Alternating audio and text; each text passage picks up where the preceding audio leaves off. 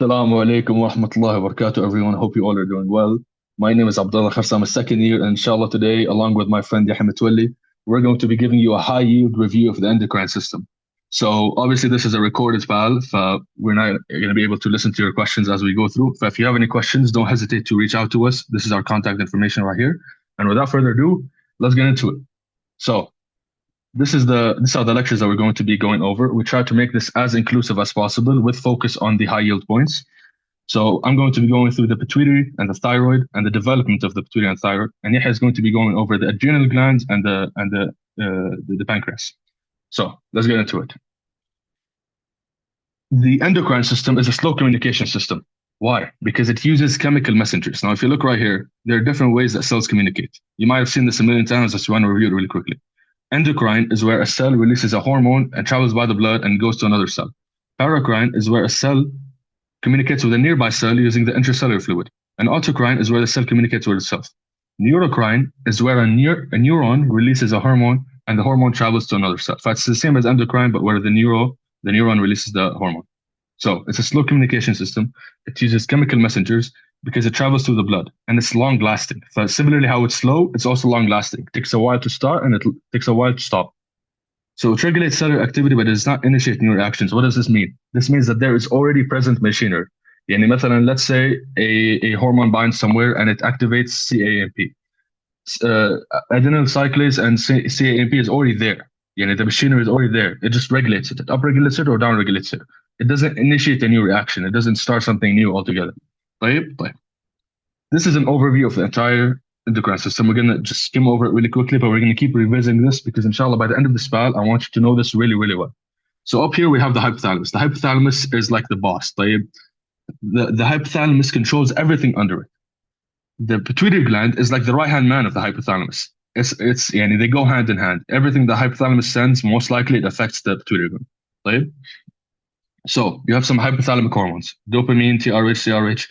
Most of these go directly to the pituitary gland and affect the secretion. So for example, thyrotropin releasing hormone, it's a releasing hormone. It goes to the anterior pituitary gland and it causes release of thyroid stimulating hormone. Thyroid stimulating hormone from the right-hand man now goes to the endocrine target, which is the thyroid gland, and causes release of T3, T4. And you have tons of examples like this. The hormones that the pituitary gland release can be either trophic or non-trophic. What does that mean? Trophic hormones, like the one I just mentioned, like TSH, are hormones that affect the secretion of another gland after the pituitary, like the thyroid, or maybe with ACTH, it's the adrenal cortex, like Yahya will tell you. Right? Non-trophic hormones, like for example, prolactin, they don't affect the secretion of another gland. They go directly to the target. In this case, the target with prolactin is the mammary gland. It causes production of milk. Right? Prolactin is actually interesting because it's tonically inhibited by dopamine. What does tonically mean? It means it's constantly inhibited by dopamine. Right? There's constantly dopamine being released from the hypothalamus and it's inhibiting it. So less dopamine means more prolactin, and the opposite is true. Right? Now, we're not going to go into details of this just yet because we're going to keep revisiting this, but this is just an overview of the entire system. I'd like to point out that hormones are not only produced by the classical endocrine glands. So you also have some other organs that produce hormones. Like, for example, your heart releases something called AMP. Where is AMP released? It's released in heart failure. The kidney also releases erythropoietin. There's a couple more examples, like for example, adipose tissue releases leptin, the stomach releases gastrin. They're not that important, but I'm just giving you them as examples to show you that hormones can be produced from other organs, not just endocrine glands.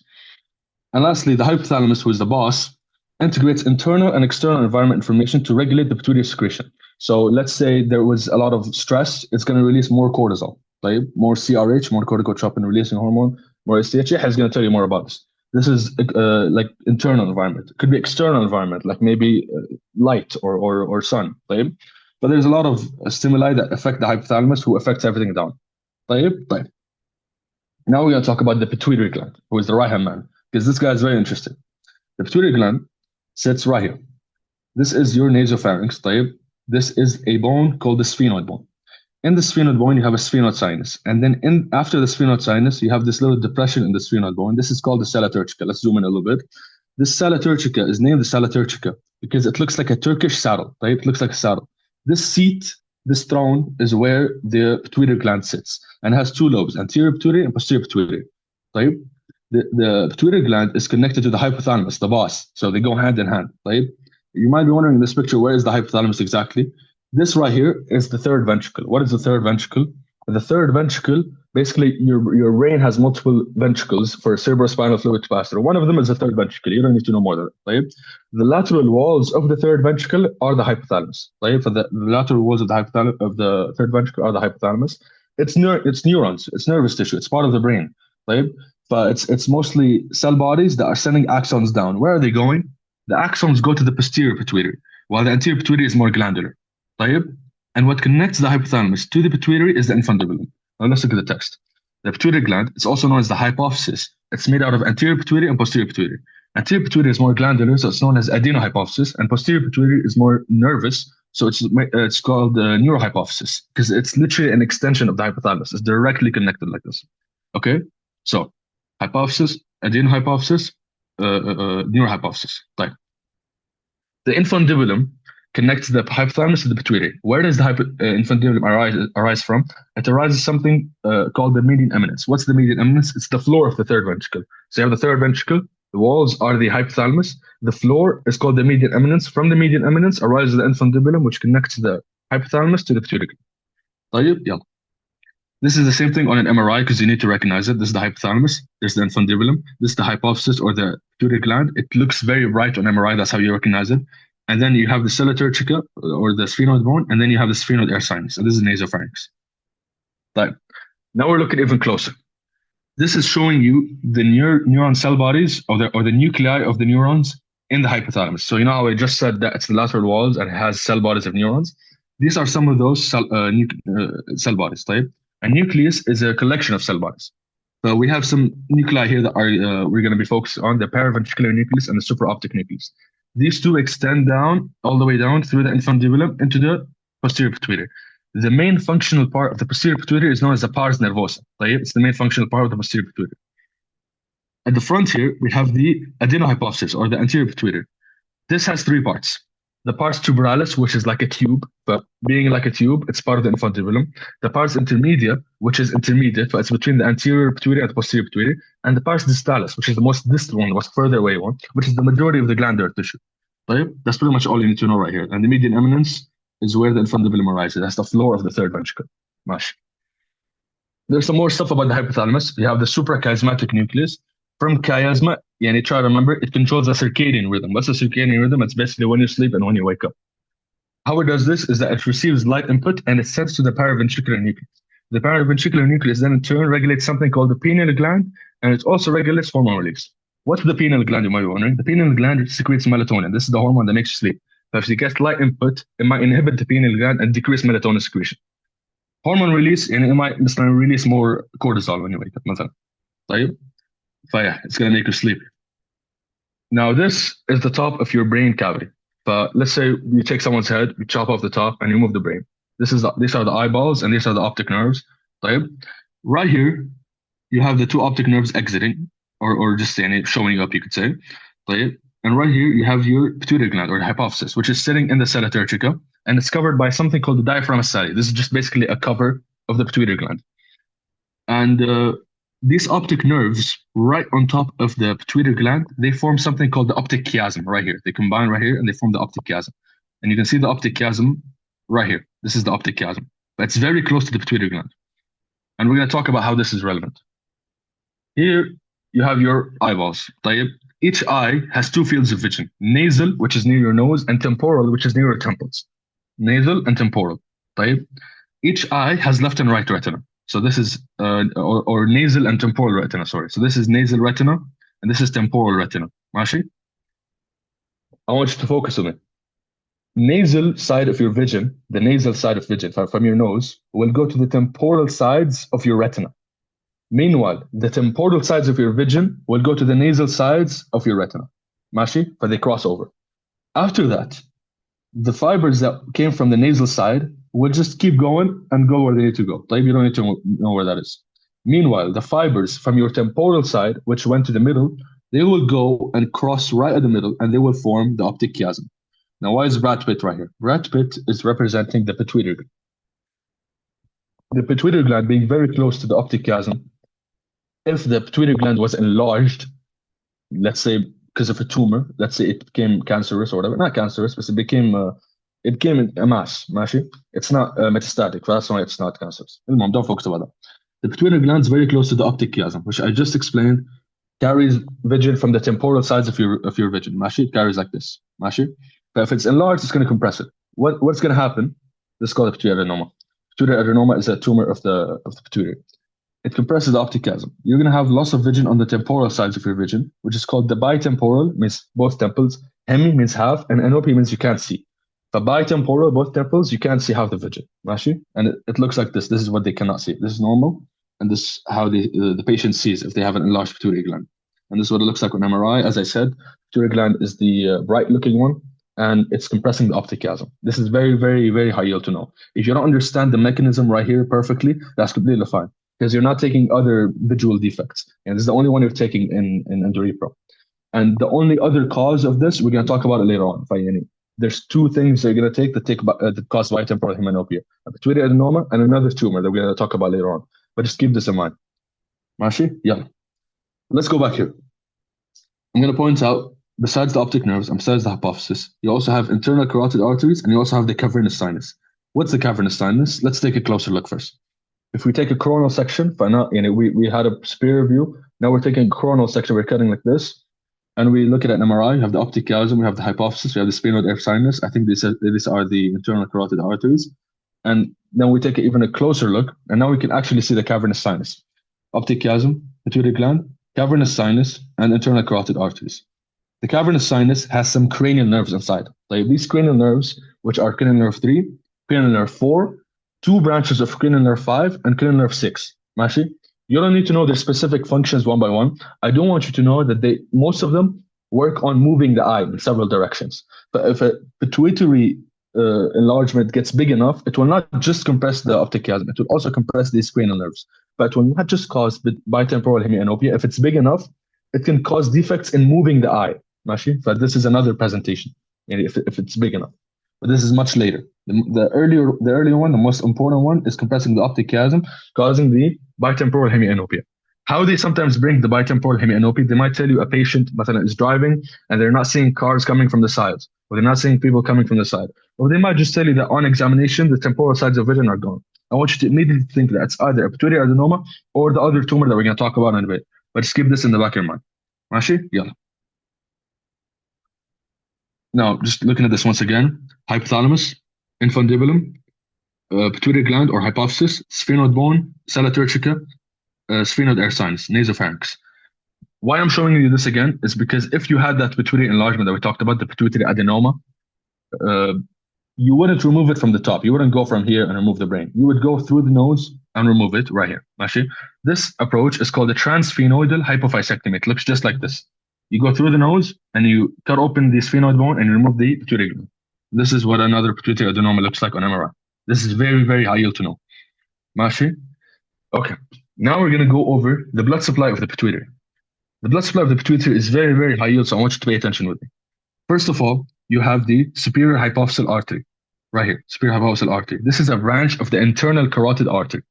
What the superior hypophyseal artery does is that it comes right here near the hypothalamus and it forms a primary plexus. It forms a primary plexus, and in that primary plexus, it will pick up hypothalamic hormones. Let's say like thyrotropin releasing hormone, TRH, ماشي? Then this hypothalamic hormone will travel from the primary plexus through the long portal veins and will go down here to the secondary plexus, where it will affect the secretion of the pituitary gland. And TRH hopped on here, it went down through the long portal veins, it hopped off at the anterior pituitary, and then it will affect the secretion of the pituitary gland, release of thyroid stimulating hormone, for example. ماشي? Then that hormone will hop onto the secondary plexus and it will leave through the hypophyseal veins. Where do the hypophyseal veins go? They go to the cavernous sinus and then to the internal jugular vein. That's for the anterior pituitary. The anterior pituitary does not have a direct blood supply. ماشي? Blood comes to it indirectly through the primary and secondary plexus. ماشي? Meanwhile, the inferior pituitary has the the posterior pituitary has the inferior hypophyseal artery, which comes also from the internal carotid. It directly forms a plexus. This is because the posterior pituitary works differently. We said that this is an extension of the hypothalamus. The hypothalamus has cell bodies and it sends axons down and they go to the posterior pituitary and they release hormones there directly. ماشي? These hormones are ADH and oxytocin. These hormones are ADH and oxytocin, the posterior pituitary hormones. These will get directly into the plexus of the posterior pituitary and drained by the hypophyseal veins to the cavernous sinus and into the internal jugular vein. Actually, this is the same stuff we said, but in text. And yeah, supraoptic parameticular nuclei of the hypothalamus release ADH and oxytocin directly into the capillary plexus of posterior pituitary. Mashi. One last thing is that you also have short portal veins. What do these short portal veins do? They act as a feedback mechanism. In your endocrine system, you have lots of feedback mechanisms. But if you had, for example, too much TSH, too much thyroid stimulating hormone from the pituitary, thyroid stimulating hormone will go through the short portal veins, will go back to the hypothalamus, and it will tell the hypothalamus, "Hey, can you chill out? Stop releasing thyrotropin releasing hormone because we're having too much TSH or too much thyroid hormone." Mashi? But this is one of the ways that there is feedback. Mashi? Short portal veins, drainage. Okay, that's it. Now we're gonna take another review of the hypothalamic and pituitary hormones because we're gonna go into it deeper in a bit. Mashi? The anterior pituitary secretes FSH and LH. These act on the gonads. They act on the testes and the ovaries. Mashi? It secretes ACTH. It secretes TSH. ACTH affects the adrenal cortex, and TSH affects the thyroid. Mashi? It secretes prolactin, which acts on the mammary gland. It secretes growth hormone, which regulates growth. We're going to talk about it in a bit. And it secretes beta endorphin and melanotropic. There's multiple ways it can secrete it. There's something called POMC. POMC is a large precursor protein, and it has multiple derivatives. But it synthesizes POMC, and then it cuts it down into multiple things. These multiple things are ACTH, adrenocorticotropic hormone, and MSH, which is melanocyte stimulating hormone, and beta endorphin, and beta lipoprotein as well. Mashi? But these all come together. Why am I telling you this? Because you have some diseases where you have too much ACTH. Like Yahia will tell you later on, Cushing disease. But when there's too much ACTH, you can't make ACTH without making POMC. But you make too much POMC. In order to make too much ACTH, you're also making too much MSH. But what's the outcome? MSH stimulates melanocytes to synthesize melanin and increases pigmentation. But in someone with a lot of ACTH and a lot of POMC, they're going to have more MSH, but they're going to have hyperpigmentation. Actually, but just keep this in the back of your mind. The anterior pituitary is derived from the oral ectoderm of arctic plasma. We're going to talk about this later on at the end. We're going to talk about embryology very, very well. And this is just a mnemonic to remember the derivatives of POMC and the rest of the derivatives, actually all of the derivatives, FSH, LH, STH, TSH. Actually. The posterior pituitary stores and releases vasopressin, which is the antidiuretic hormone, or ADH, and oxytocin, both of them made in the hypothalamus. You have the supraoptic and paraventricular nuclei, and they're transported to the posterior pituitary via neurohypophysis. We're going to talk about neurohypophysis later on. So right from neuroectoderm, again, we're going to talk about embryology later on. Mashi? Yeah. Now we're going to talk about the histology of the pituitary gland. Now, if you look at the histology, this is the optic chiasm. This is the hypothalamus. This is the pituitary stalk right here. This is the infundibulum. And then you have the posterior pituitary and the anterior pituitary. Just looking at the staining, you can tell that the posterior pituitary is a direct continuation of the hypothalamus. They literally stain the same. And then you have the anterior pituitary, which looks different because it's glandular, while the posterior pituitary is more nervous. Now, if you take a closer look, you have the pars tuberalis, which is part of the anterior pituitary, and it's part of the anterior pituitary, which is part of the infundibulum. You have the pars intermedia, which is intermediate and separating them, and you have the pars distalis, which is the main glandular portion. You have the capsule around the whole thing. Mashi? Mashi. You have three types of cells in the adenohypophysis, in the glandular pituitary, in the anterior pituitary. You have chromophobes, which look kind of pale white, like they don't pick up stain that much. You have acidophils, which look kind of pink to red, and you have basophils, which look kind of purple. Mashi, and we're going to talk about their function and why they're different. Mashi? So if you look at the adenohypophysis up close, you're going to see clusters of cells with capillaries in between. This makes sense because these clusters of cells are releasing hormone and the capillaries are picking up the hormone. Mashi? So if you look right here, you have some basophils, some chromophobes, some acidophils, and then you have capillaries right around them picking up the hormone. Mashi? The majority of these cells are chromophobes or acidophils, and basophils are the least. Mashi? Look right here, you have capillaries, you have basophils, you have acidophils, you have chromophobes, acidophils, chromophobes, basophils. You should be able to tell them. This is really important for histology and especially for your OSFE. Mashi? Acidophils, chromophobes, basophils. Yeah.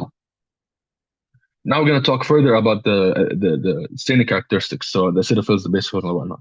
There's another way to classify these cells, and it also includes the acidophils and basophils. You have some cells which are called somatotropes. Somatotropes, constitute around 50% of the cells. They're acidophilic and they release growth hormone. They release growth hormone. That's why they're called somatotropes. They're PAS negative. What does it mean that they're PAS negative? PAS is a stain which stands for carbohydrates, but it's looking for the glyco. Growth hormone is a protein chain. It's not a glycoprotein, but it ends up being PAS negative. As a general rule, all acidophils are PAS negative and all basophils are PAS positive. Just memorize that. Other than somatotropes, you also have lactotropes. From lacto, these release prolactin. Prolactin is also not a glycoprotein, but it's going to be PAS negative. These are 15% of the cells. They're acidophilic. And one really interesting thing about this is that if there is no prolactin, if all the prolactin is released from the lactotropes, these become chromophobes. They don't become acidophilic anymore. Next, you have corticotropes. These constitute about 15% of the cells. They're basophilic, and they release POMC, which, as we talked about earlier, has ACTH, MSH, beta-lipotropin, beta-endorphin. I didn't talk about the functions of beta-lipotropin and beta-endorphin that much because they're not that important, but beta-lipotropin mainly has to do with fat regulation, and beta-endorphin is kind of like a painkiller. But they're not that important. This is PAS positive because these are actually glycoproteins. Gonadotropes release FSH and LH. They're basophilic and they're PAS positive. I'm sorry if I'm rushing, but this is mostly memorization. But I'm going to give you a mnemonic to remember this, inshallah. Lastly, you have thyrotropes, which are around 5% of the cells. They're basophilic, there is TSH, and they're also PAS positive. This is the mnemonic to remember what is released by acidophils and what is released by basophils. The other classification, which is somatotropes, lactotropes, you should be able to remember it from the name. In gonado, FSH, LH. Somato, growth hormone. Lacto, prolactin, so on. For acidophils and basophils, I want you to remember it using this mnemonic. B flat, acid pit. But now going to the neurohypophysis. If you look at the neurohypophysis up close, you're going to see magnocellular neurons. What are magnocellular neurons? These are neurosecretory cells in the hypothalamus. They extend down to the posterior pituitary. They have a certain way of releasing hormones. We're going to go through step by step. First, they transcribe genes in the nucleus, creating an mRNA. And then this mRNA goes to the rough endoplasmic reticulum, where you can synthesize a pre-pro hormone. This pre-pro hormone is cleaved into a prohormone, and it's packaged in the Golgi into vesicles. Prohormone is then cleaved into hormone plus neurophysin. I want you to pay attention to neurophysin. This neurophysin, basically all of this is happening at the cell body of the neuron in the hypothalamus. This neurophysin goes with the hormone and goes down the axon as a carrier. It's transported down the axon to the posterior pituitary, and then it's stored in something called the herring body, which is basically a dilation of the axon in the posterior pituitary. And then the final release when there's a calcium influx due to action potential, because this is a neuroendocrine or neurocrine way of secretion. Neurophysin has two types. There's neurophysin 1 and neurophysin 2. Neurophysin 1 accompanies oxytocin, and neurophysin 2 accompanies ADH. You know how we said that the hypothalamus and the posterior pituitary, hypothalamus extends to the posterior pituitary to release two hormones, oxytocin and ADH, aka vasopressin. One of them has neurophysin 1, one of them has neurophysin 2. Neurophysin 1 is with oxytocin, and neurophysin 2 is with ADH. I want you to memorize this because it's really important. They can easily bring this in an MCQ. Neurophysin 1, oxytocin. Neurophysin 2, ADH, vasopressin. Now looking up close to the neurohypophysis. If you look at the neurohypophysis, you're going to see unmyelinated axons, and then between the unmyelinated axons, you're going to see pituitary-cytes. Pituitary-cytes are these nuclei, and they're basically supporting cells. They're supporting the magnocellular neurons. This is the anterior pituitary, this is posterior pituitary. If we're looking at the posterior pituitary up close. And again here, we have the herring bodies that we mentioned earlier, which are dilated axons, which are storing ADH and oxytocin. This is very important. The herring bodies are very high yield. You have capillaries, which will pick up the hormone. You have pituitary-cytes. Capillaries. And here we're looking at the same thing. Herring bodies, large dilated axon terminals, and they're filled with ADH and oxytocin. And then your hypophysis. Now we're actually going to go over the hypothalamic and pituitary hormones in much greater detail. So, the hypothalamus releases gonadotropin releasing hormone, which causes release of FSH and LH from the anterior pituitary, which are gonadotropins for the act on the testes and ovaries to cause release of androgens, estrogen, progesterone. You have growth hormone releasing hormone, which causes release of growth hormone from the anterior pituitary, which acts on the liver to release insulin-like growth factor, which acts on multiple tissues. You have somatostatin. Somatostatin is the hormone which hates everyone. This guy inhibits everything. Somatostatin will inhibit release of growth hormone, but it does the opposite of growth hormone releasing hormone. You have corticotropin releasing hormone, which causes release of ACTH, which causes release of cortisol from the adrenal cortex. I will tell you more about that. You have thyrotropin releasing hormone, which causes release of thyroid stimulating hormone, and I mentioned this earlier. And lastly, we have dopamine, which, as we said, tonically inhibits prolactin. One thing to note is that these anterior pituitary or posterior pituitary hormones can be trophic or non-trophic. Actually, all the posterior pituitary hormones are non-trophic, all of them, which are ADH and oxytocin. Anterior pituitary hormones, two of them are not trophic, which are prolactin and growth hormone. You might be wondering, what does trophic even mean? Trophic basically means it's acting on another endocrine gland. If it's non-trophic, it's acting directly on the target, like, for example, prolactin. Mashi? Mash. And another thing to know, as we mentioned earlier, is that there's always feedback inhibition. But let's say we had too much cortisol. Cortisol would go all the way up here and would inhibit CRH. Nothing. If we had too much thyroid hormone, it would inhibit TSH. It would also inhibit TRH. But there's always feedback inhibition. Actually, this is really, really important. And this is the same thing, once again, just another picture, kind of visualizing it. Mashi? And now we're actually going to go through the hormones in bigger detail one by one. ADH increases the water permeability of the distal convoluted tubule and collecting ducts and kidney to increase water reabsorption. What is it doing? Basically, antidiuretic hormone increases the reabsorption of water. It decreases urination. It decreases the volume of the urine. There's less water in the urine, but there are more salts mashed in the urine. But it increases the water permeability by adding aquaporin channels, and it makes you reabsorb water. This acts at the kidney. In alcohol consumption, this is not important. Corticotropin releasing hormone increases ACTH and it increases MSH and beta endorphin. This is because all of these are POMC. So as we said, if you have Cushing disease, increased ACTH will also have increased MSH. You'll have hyperpigmentation. Dopamine increases prolactin, decreases prolactin. It also decreases thyroid stimulating hormone, which is interesting. This shows you how much dopamine is a hater. Growth hormone releasing hormone increases growth hormone. Gonadotropin releasing hormone increases FSH and LH, and MSH increases melanogenesis, which is creation of melanin by melanocytes. And as we said, causes hyperpigmentation in Cushing disease. And we're going to talk in bigger detail about growth hormone and the rest of these. Don't worry about it. Mashi? Now we have oxytocin. Oxytocin basically causes uterine contractions during labor, and it also causes contraction of the mammary gland to basically eject milk. You have prolactin, which creates milk at the mammary gland. Oxytocin causes the contraction, causes the removal. Oxytocin also causes uterine contractions during labor, during pregnancy, when they want to give birth. They can give oxytocin to induce the labor. Mashi? Somatostatin, this guy hits everybody as well. Inhibits growth hormone, also inhibits thyroid stimulating hormone. Thyroid releasing hormone, thyrotropin releasing hormone, causes release of thyroid stimulating hormone, also increases prolactin, which is also interesting. I need you to know this interesting hormone interactions really well, because this is what they usually test the most. And it's really easy for you to know that thyrotropin releasing hormone causes release of thyroid stimulating hormone. But the fact that it causes release of prolactin is kind of unusual. I need you to know. And how can they test this? For example, they can tell you a patient has galactorrhea, and one of the reasons can be increased CRH. What's galactorrhea? Galactorrhea is basically spontaneous ejection of milk from the breast. And you have too much prolactin, it's creating too much milk, it gets spontaneously ejected involuntarily. Mashi? This can happen due to thyrotropin releasing hormone. It can also happen due to low dopamine, because dopamine inhibits prolactin, and so on. Mashi? Now, there's ways you can classify disease in the endocrine system. Mashi?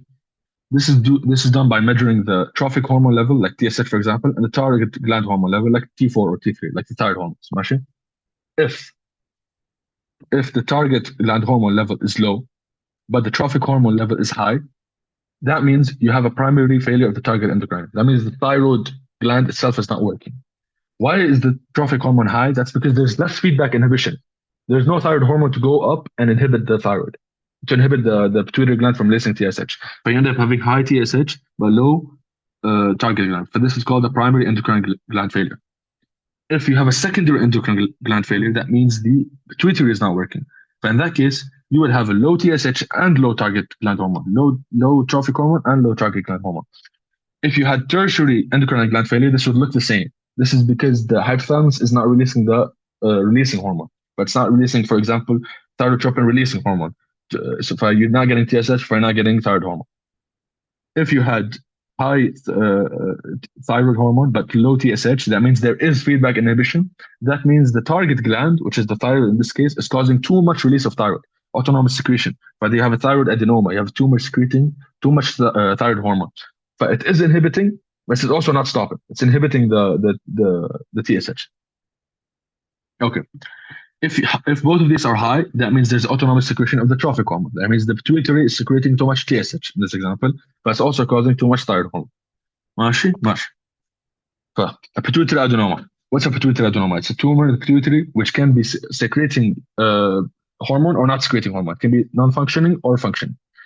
A functioning tumor is most commonly prolactin secreting, a prolactinoma, or it can be a tumor of somatotropes, which is secreting growth hormone. But it will either be secreting too much prolactin, which is prolactinoma, and it's causing galactorrhea. It also causes amenorrhea. Why does it cause amenorrhea? This is because prolactin prolactin inhibits gonadotropin releasing hormone. So if you have a prolactinoma, you get amenorrhea. What's amenorrhea? It's basically no menstruation for women. In men, you can have hypogonadism or infertility because they're having less gonadotropin releasing hormone due to the high prolactin in this prolactinoma. ماشي?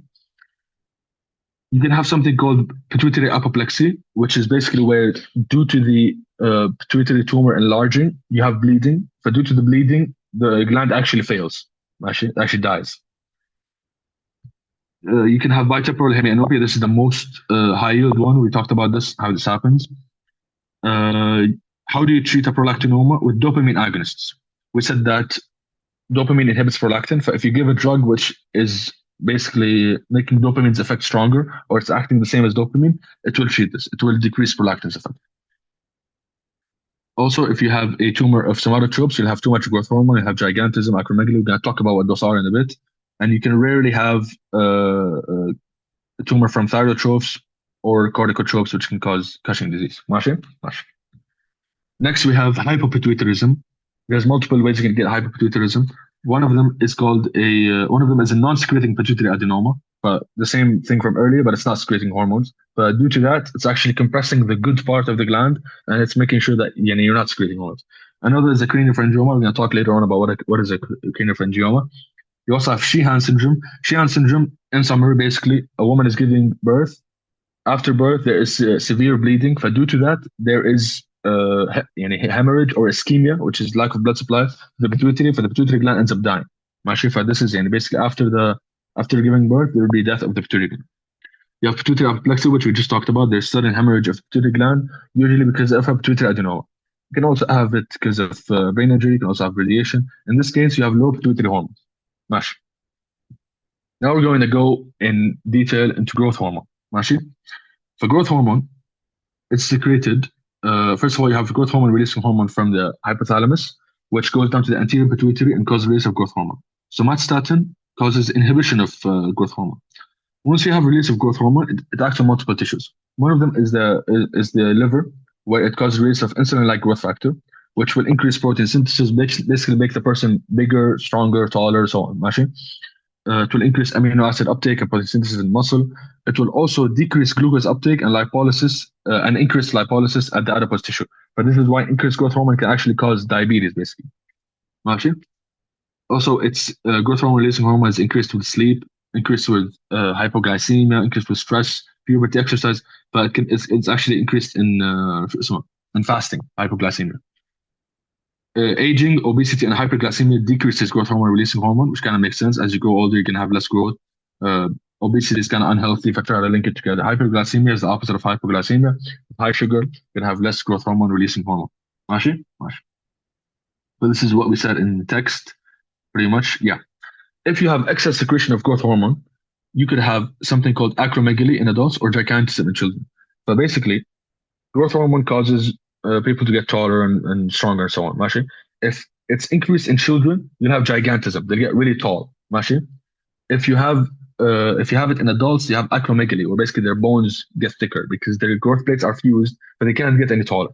ماشي? What's the treatment? You give them somatostatin analog. Somatostatin, if you give it something that works just like somatostatin, like octreotide, for example, it will inhibit growth hormone release. ماشي? ماشي. Growth hormone actually has a dual role, but it has two ways of acting depending on if you're fed or if you're fasting. If you're in a fed state, its effects are anabolic, which are building. ماشي? But if you're well fed, growth hormone is causing tissue building. This is done through insulin-like growth factor. It stimulates protein synthesis and reduces protein breakdown. Growth hormone is present, but most of the effects are due to the insulin-like growth factor 1. ماشي?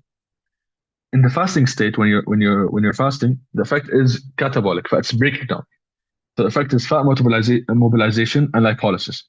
The growth hormone actually stimulates something called hormone-sensitive lipase, which breaks down triglycerides, causing more circulating of free fatty acids. Basically, because you're fasting, you don't have many energy sources, but you use free fatty acids. Why is it doing this? It's doing this to protect protein. It's doing this to spare proteins. If you have more circulating free fatty acids, you're not going to break down your protein, but it's actually protecting your muscle. You're protecting the protein because it makes you use fat instead by stimulating HSL. ماشي. For acromegaly, this is what acromegaly looks like in adults. They have a large tongue with deep furrows, frontal bossing, coarsening facial features. This is what it looks like. ماشي. Yeah. Gigantism, on the other hand, is basically in children, but they have too much linear bone growth due to unfused epiphysis. They get really tall. The diagnosis is the increased serum insulin-like growth factor. The treatment is pituitary adenoma resection because it's usually due to a tumor of the somatotropes. If not cured, they'll give you octreotide, which you mentioned earlier, or dopamine agonist. ماشي, بس more commonly octreotide, which is somatostatin analog, or pituitary adenoma resection. ماشي. If you have a growth hormone deficiency, you have dwarfism, which presents with mild obesity and delayed puberty. Obviously, because there's not growth, so they're going to have dwarfism. It's usually treated in children with growth hormone replacement. If it's after the plates, the epicyclic plates fuse, then it's too late.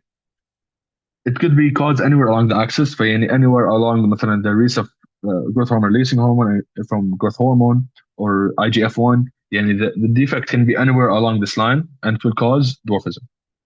You have a form of dwarfism called Laron dwarfism, which is where the growth hormone is not low, but the receptors are defective. So this is at the liver. The growth hormone is not able to cause release of insulin-like growth factor. But this is untreatable. Even if you give them growth hormone replacement, it's not going to work. They can remember it laugh or untreatable. Anyway, it works for you. ماشي? We have something called ghrelin. Ghrelin stimulates hunger and growth hormone release, and it's produced by the stomach. ماشي? You might have heard of it in GIT. Why am I mentioning it right now? It's because it actually, it works similarly to growth hormone. Where is it? It's not mentioned here. So report it. Where is the خلاص والله forget it. It's not the high yield. Just know that growth ghrelin makes you hungrier, ماشي. You don't need to know product Williams production, but it's another hormone basically. Oh, it stimulates growth hormone. Well, I'm trying to go as fast as possible because we have a lot of content to cover. Inshallah, I don't miss anything. ماشي. It causes growth hormone release. If you have more ghrelin, this is why in fasting you have more growth hormone. Because of hyperglycemia, because of ghrelin. That's what I'm trying to remember. ماشي. Yeah. So, next hormone is antidiuretic hormone. Inshallah, you're not dead already. I'm trying to go as fast as possible so that you guys get the most benefit in the least amount of time. ماشي. Let's go. Antidiuretic hormone. Antidiuretic hormone, as I mentioned earlier, it causes retention of urine. But it's released from it's synthesized in the hypothalamus. It goes down the axis to the posterior pituitary for storage. It's released, and then it goes to the medullary collecting ducts, where it inserts aquaporin channels, which are channels that water travels through, and causes reabsorption of water. But what this will do is it will decrease the urine volume because there's less water in the urine, and it will increase the urine osmolality. So there's more salts compared to waters in the urine. And the opposite will happen to the serum. But whatever you do to the urine, the opposite will happen to the serum. You're going to have more serum volume. You're going to have less osmolality. And when you have low serum volume and high osmolality, that's when you stimulate ADH to be secreted. ماشي? There's another function of ADH, which is that it acts on vascular smooth muscle, especially in arterioles, and it activates phospholipase C and causes vasoconstriction. This is done with another receptor called V2. You have V1, ماشي, acts at the kidney, and V2, which acts at the vascular smooth muscle and regulates the blood pressure. Let's read the text. ماشي. Antidiuretic hormones, also called vasopressin. The one that you give to people, or the analog, is called desmopressin. It has multiple forms. The most common one is arginine ADH. ماشي. It's synthesized in the hypothalamus. Talked about this. Regulates blood pressure, increases blood pressure specifically by vasoconstriction through the V1 receptors, and serum osmolality through V2. ماشي. But it would cause reabsorption of water and constriction of the smooth muscle of the arterioles. Reabsorption of water with V1 and actually no, regulating blood pressure. I mixed it up right here. Sorry.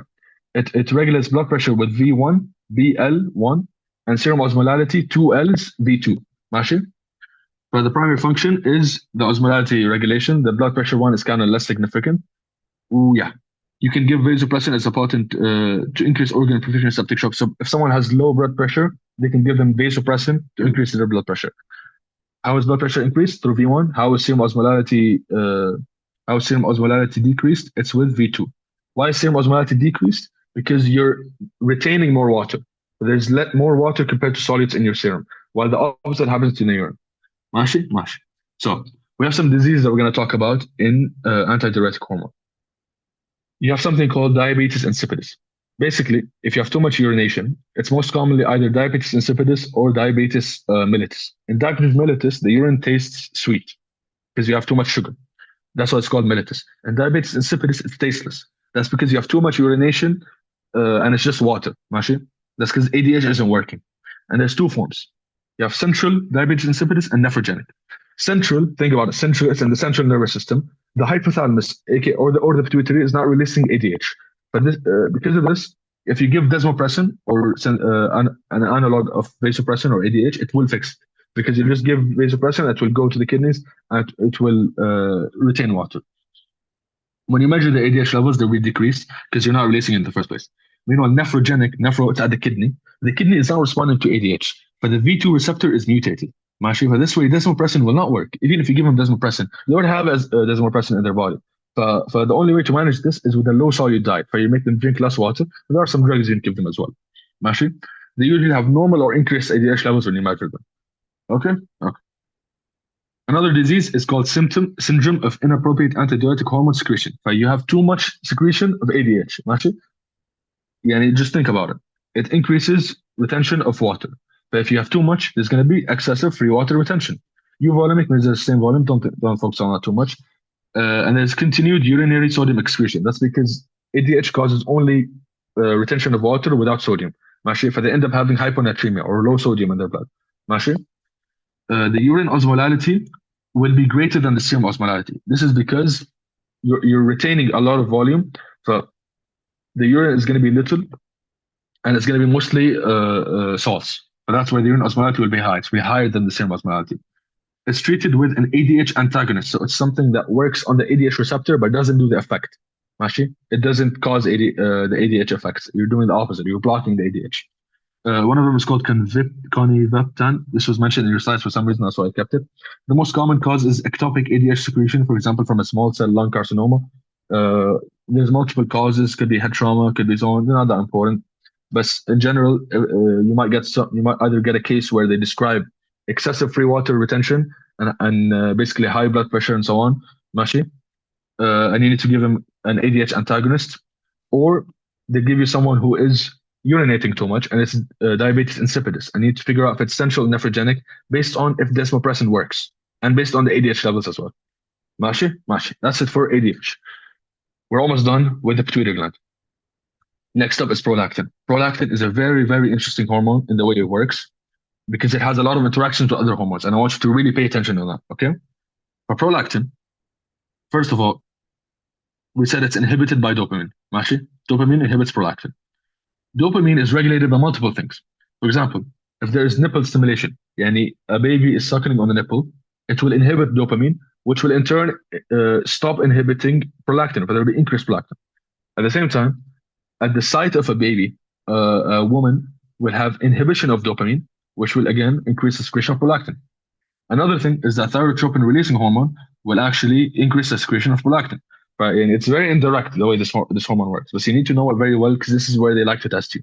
So once you have prolactin, go to the mammary gland and cause milk production.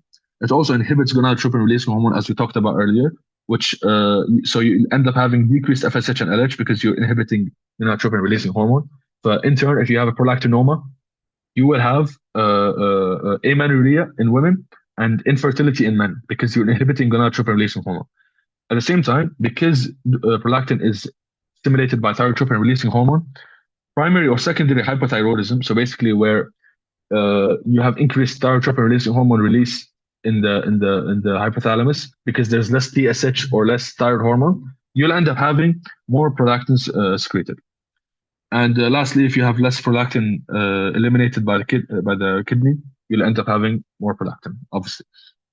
I think that's it for prolactin. Yeah, you can give dopamine agonists to inhibit prolactin secretion, dopamine antagonists, and estrogen stimulate prolactin secretion. I think that's it for dopamine. Yeah, and it's structurally similar to growth hormone. That's because it's another protein hormone, and it's excessive amounts of prolactin associated with decreased libido or amenorrhea in women. ماشي ماشي. We're finally done with the thyroid gland, with the pituitary gland. And now we're going to get into the thyroid gland in a second. Okay, now we're going to talk about the thyroid gland, finally, ماشي. But the thyroid gland is a very fun gland, after all. It's very interesting. ماشي. Let's look right here. If you go to your neck and you move your finger down, the bone that you feel right here at the top is called the hyoid bone. Right under the hyoid bone, you feel the cricothyroid ligament. Right after that, right under that, you feel the thyroid cartilage, which is your Adam's apple, basically. ماشي. Under the thyroid cartilage, you can feel a little gap or a membrane called the cricothyroid membrane right here. ماشي. And then right after that, you have your cricoid cartilage. ماشي. Right after the cricoid cartilage, you have your thyroid gland on the left and right. It has a right lobe and has a left lobe. It has an isthmus, which connects the two lobes, and sometimes it has a pyramidal lobe. ماشي. ماشي. Fine. It's 25 to 30 grams and large in women. For some reason, this is in your slides. حسة very low صراحة. But it's surrounded by a thin fibrous connective tissue capsule, and then around the thin fibrous connective tissue capsule, there's a false capsule made out of pretracheal fascia. We're going to talk about pretracheal fascia in a second. ماشي. The isthmus extends across the trachea, anterior to the second and third tracheal cartilages. These are the tracheal cartilages right here, these rings. They basically start right after the cricoid cartilage. ماشي. Cricoid cartilage is like the first full ring of hyaline cartilage in your airway, and then right after that you have your tracheal cartilages. ماشي. ماشي. And rarely you have a pyramidal lobe right here, so this is not always there. Usually the thyroid looks like this: right lobe, left lobe, and isthmus. ماشي. On the back of the thyroid, you have your parathyroid glands. The parathyroid glands, we're not going to talk about them a lot because it's mostly MSK material. Just know that they're embedded in dense connective tissue capsule and they secrete parathyroid hormone. We're going to mention it very briefly what it does, but you don't need to go into details of it. ماشي. But for most part, هنسحب على parathyroid hormone we're going to mostly focus about the thyroid. ماشي. ماشي. But let's go back to that pretracheal fascia from earlier. The pretracheal fascia, from the name, it connects the thyroid with the trachea. ماشي. It looks just like this, but this is like a side view, you could say. This is the side view. This is the thyroid gland. This is your hyoid bone, which I showed you from earlier. You have your thyroid cartilage, your Adam's apple, your cricoid cartilage, and you have your tracheal rings. ماشي. This green right here, this is your false capsule or your pretracheal fascia.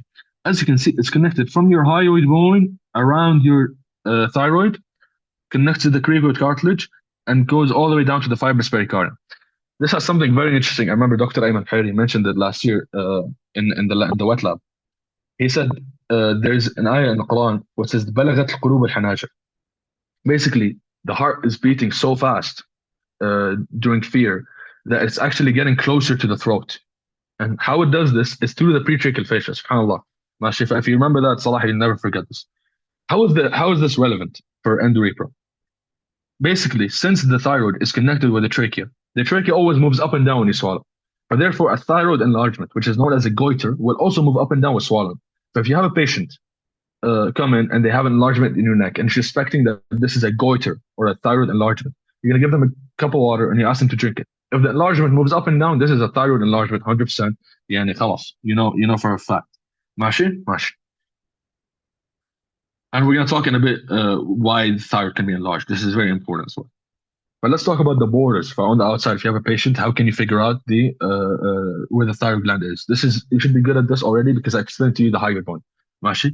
The uppermost of the thyroid gland is in the middle of the thyroid cartilage, which is your Adam's apple. Specifically, something called the oblique line. ماشي. That's the uppermost pole of the thyroid gland, and it's above the cricothyroid membrane. The cricothyroid membrane, if you've ever seen in movies where someone is suffering and they get a pen and they pierce something, that's the cricothyroid membrane. Actually, it's right under the Adam's apple, and it's above the cricoid cartilage. On the lateral sides, if you palpate on your right and left sides of your neck, you have your carotid arteries and your internal jugular veins. ماشي. You can feel the carotid arteries pulsating, and right next to them are your internal jugular veins. These are the lateral borders of the thyroid. The isthmus is in front of the second and third tracheal rings, which is like right here. And the lowermost of the thyroid gland is the sixth tracheal ring. This is just pure memorization right here. ماشي? ماشي. Now, more anatomy. Anterior to the thyroid, you have some muscles. Two muscles in specific need to be moved away in surgery to reach the thyroid. This can be very easily asked about. You have the sternohyoid muscle and the sternothyroid muscle. Where are they? This is the sternohyoid, and this is the sternothyroid. But if you want to go to the thyroid to remove it, you need to move the sternohyoid and sternothyroid strap muscles away. ماشي? ماشي. Now we're going to talk about the blood supply, the venous drainage, and the lymphatic drainage of the thyroid. This is very, very high yield as well. ماشي? Looking at the blood supply. Yeah, first of all, you have the superior thyroid artery, which is a branch of the external carotid artery. It's the very first branch. But you have your common carotid right here. It forms external and internal. The external first branch is the superior thyroid, and it supplies the upper pole. ماشي? سهلات. You have your inferior thyroid artery, which is a branch of your thyrocervical trunk, which is a branch of subclavian. We have subclavian, thyrocervical trunk, gives the inferior thyroid artery, and supplies the lower pole. And sometimes you have this thyroid artery, which can go in the middle. ماشي? Superior thyroid artery, first branch of external, inferior. This is pretty much the same stuff we said. Yeah, the inferior thyroid artery passes between the internal jugular and the common carotid. This is not that important, صراحة.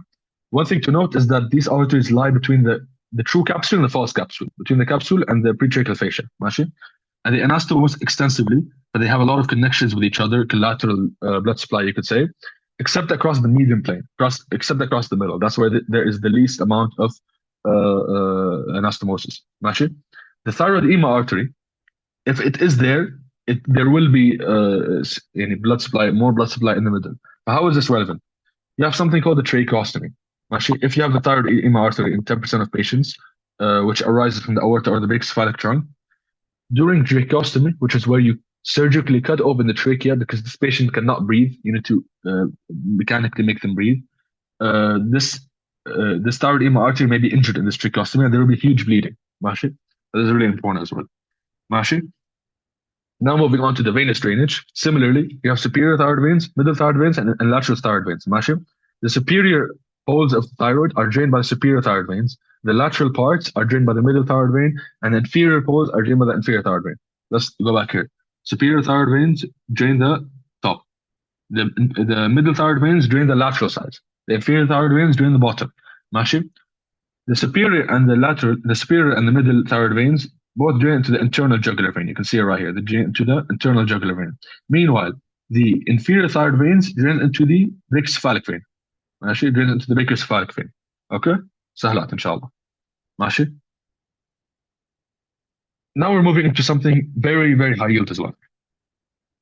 If you want to remove the thyroid, you need to move the arteries away. ماشي? If you want to move the arteries away, there are some nerves which are at risk when you're doing so, especially with the superior and the inferior thyroid arteries.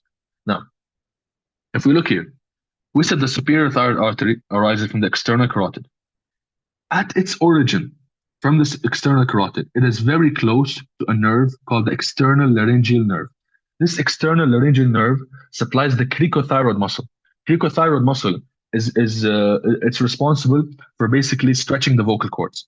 It's responsible for stretching the vocal cords and producing high-pitched sounds. But if you cut this nerve, the quality of the voice will drop. Voice quality will drop, especially in someone who's a singer. They will notice this. ماشي? Besides the superior thyroid artery, you have the inferior thyroid artery, which is very close to the recurrent laryngeal nerve. But the difference between these two is that they are close to the nerves at different places. For example, the superior thyroid artery is close to the external laryngeal nerve where it originates from the external carotid. And as soon as it leaves the external carotid, it's very close, as you can see, to the external laryngeal nerve. But due to this, if you want to cut the superior thyroid artery, you need to cut it closer to the gland and away from the origin. Okay? Meanwhile, the inferior thyroid artery, it's very close to the recurrent laryngeal nerve near where it enters the gland, basically. Near where it enters the gland, it's very close to the recurrent laryngeal nerve. So you want to cut the inferior thyroid artery close to its origin, away from the gland. ماشي? What happens if you injure the recurrent laryngeal nerve? The recurrent laryngeal nerve, basically, it supplies all the muscles of the vocal cord except the cricothyroid, which is the one supplied by the external branch of the vagus. ماشي? Or the external laryngeal. ماشي? But what happens is that if you cut one of them, you'll get hoarseness of voice, where they will sound like, oh, blah, blah, blah, blah. The voice will be hoarse. ماشي? Meanwhile, if you cut both of them, the vocal cord will go in the center and you'll have difficulty breathing. ماشي? But let's look at the text. This is very high yield to know. The origin of the superior thyroid artery is near the external laryngeal branch of the vagus. It supplies the cricothyroid. If it's damaged, the voice quality drops. So you must ligate it away from the origin. The inferior thyroid artery enters the lower pole near the recurrent laryngeal branch. So it means that you need to ligate it away from the gland. Okay? Superior thyroid, you ligate it away from the origin. Inferior thyroid, you ligate it away from the gland. If you damage inferior thyroid, you get hoarseness. If you damage one, if you damage two, you can't breathe. ماشي? And another thing to note is that before surgery, before removing the thyroid, you should do a laryngoscope, which is basically looking inside the larynx to check that the vocal cords work in the first place, to ensure that you didn't ruin them. They were already messed up. ماشي? ماشي.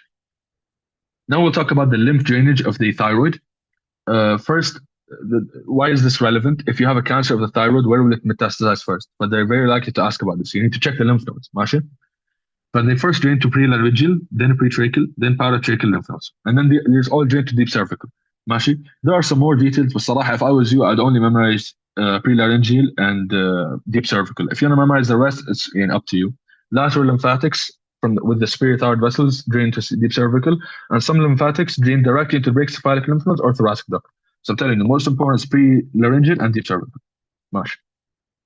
Now we'll talk about the histology of the thyroid gland. This is also very cool, by the way. ماشي. The connective tissue capsule that we talked about earlier will send septa, or basically like these lines inside. ماشي. What these septa do, first of all, they allow the blood vessels to pass through them in order to supply the thyroid from the inside. And secondly, they divide the thyroid into lobules. ماشي. These lobules contain thyroid follicles. These follicles, as you can see right here, are made out of simple cuboid epithelium, but they can vary. We're going to talk about it in a bit. ماشي. So they're lined by epithelial cells, which are known as follicular cells, and between them there are parafollicular cells. ماشي. Inside the follicles is where the thyroid hormone is synthesized. This is because they have something called colloid, which is a viscous gel which has iodinated thyroglobulin. ماشي. Thyroglobulin is basically just a big chunk of tyrosine molecules. ماشي. ماشي. But again, you have follicular cells, parafollicular cells, colloid. ماشي. They sit on a basal lamina and fenestrated capillaries. Fenestrated capillaries are basically capillaries that have some opening to allow stuff to pass through. This is because you need the thyroid hormone to be secreted. ماشي. You have parafollicular cells which secrete calcitonin. Calcitonin basically decreases the blood calcium levels. This is the opposite of parathyroid hormone, which increases the calcium levels. We're going to talk about that in a bit. ماشي. ماشي. So here you have the lobules, the follicles, and so on, and interlobular septa. ماشي. ماشي. The follicular cells, we said that normally they're cuboid. If they are active and they're secreting thyroid hormone, they will turn columnar. ماشي. They'll get taller. If they're inactive, they'll get thinner. They get squamous. ماشي. But here in this, you have an example. This follicle is inactive, and as you can see, it's full of colloid. It's big. ماشي. So it hasn't secreted the colloid. It's inactive, and the cells surrounding are fully squamous. Meanwhile, this follicle is active. The colloid inside it is less. It's secreted it, and the cells around it are more cuboid. Not really columnar, but they're getting there. They're not really squamous. They're more cuboidal than the rest of the cells around them. ماشي? Because they have less thyroglobulin inside. ماشي. ماشي. Now we'll actually talk about the thyroid hormones, how they're synthesized and what they do. ماشي? You have two main thyroid hormones, T3 and T4. ماشي? T3 and T4 basically correlate to the amount of iodine they have. The more potent one is T3. More potent basically means it acts quicker and it's stronger. ماشي? But at the same time, most of the hormones secreted by the thyroid is T4. But later on, near the tissue, it's converted to T3. And you also have something called reverse T3, where basically, similar to how T4 can get converted to T3, it can also get converted to reverse T3, which blocks T3. But basically, reverse T3 will be upregulated in times of stress, for example, because you want less thyroid hormone. ماشي? But reverse T3 gets upregulated to block the T3 receptors. ماشي. ماشي. T4 activity can last up to 4 months. Let's look at this graph. T4 is also known as thyroxine, by the way.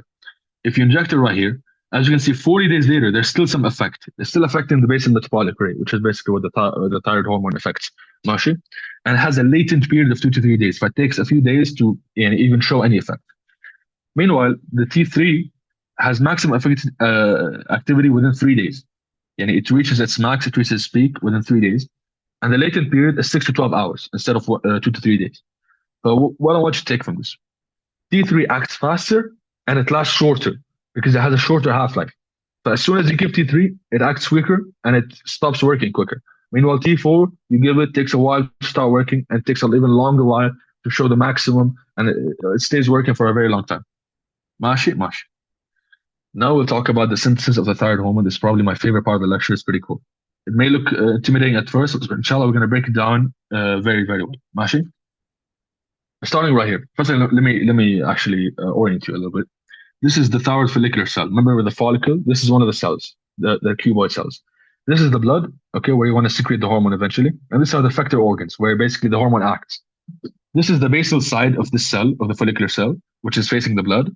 And the apical side is facing the lumen. It's facing inside the follicle. ماشي. The first step is that you have thyroglobulin, which is a chain of tyrosine, synthesized. Where does this happen? In the plasma reticulum and in the Golgi. Next, you have the sodium iodide transporter, which brings in iodide. It also brings in sodium, but we don't really care about sodium right now. ماشي. After that, you have thyroglobulin and iodide.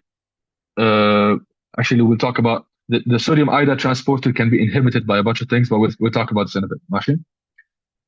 Iodide is then oxidized to iodine by thyroid peroxidase. So this enzyme is basically turning this I negative into I2. ماشي.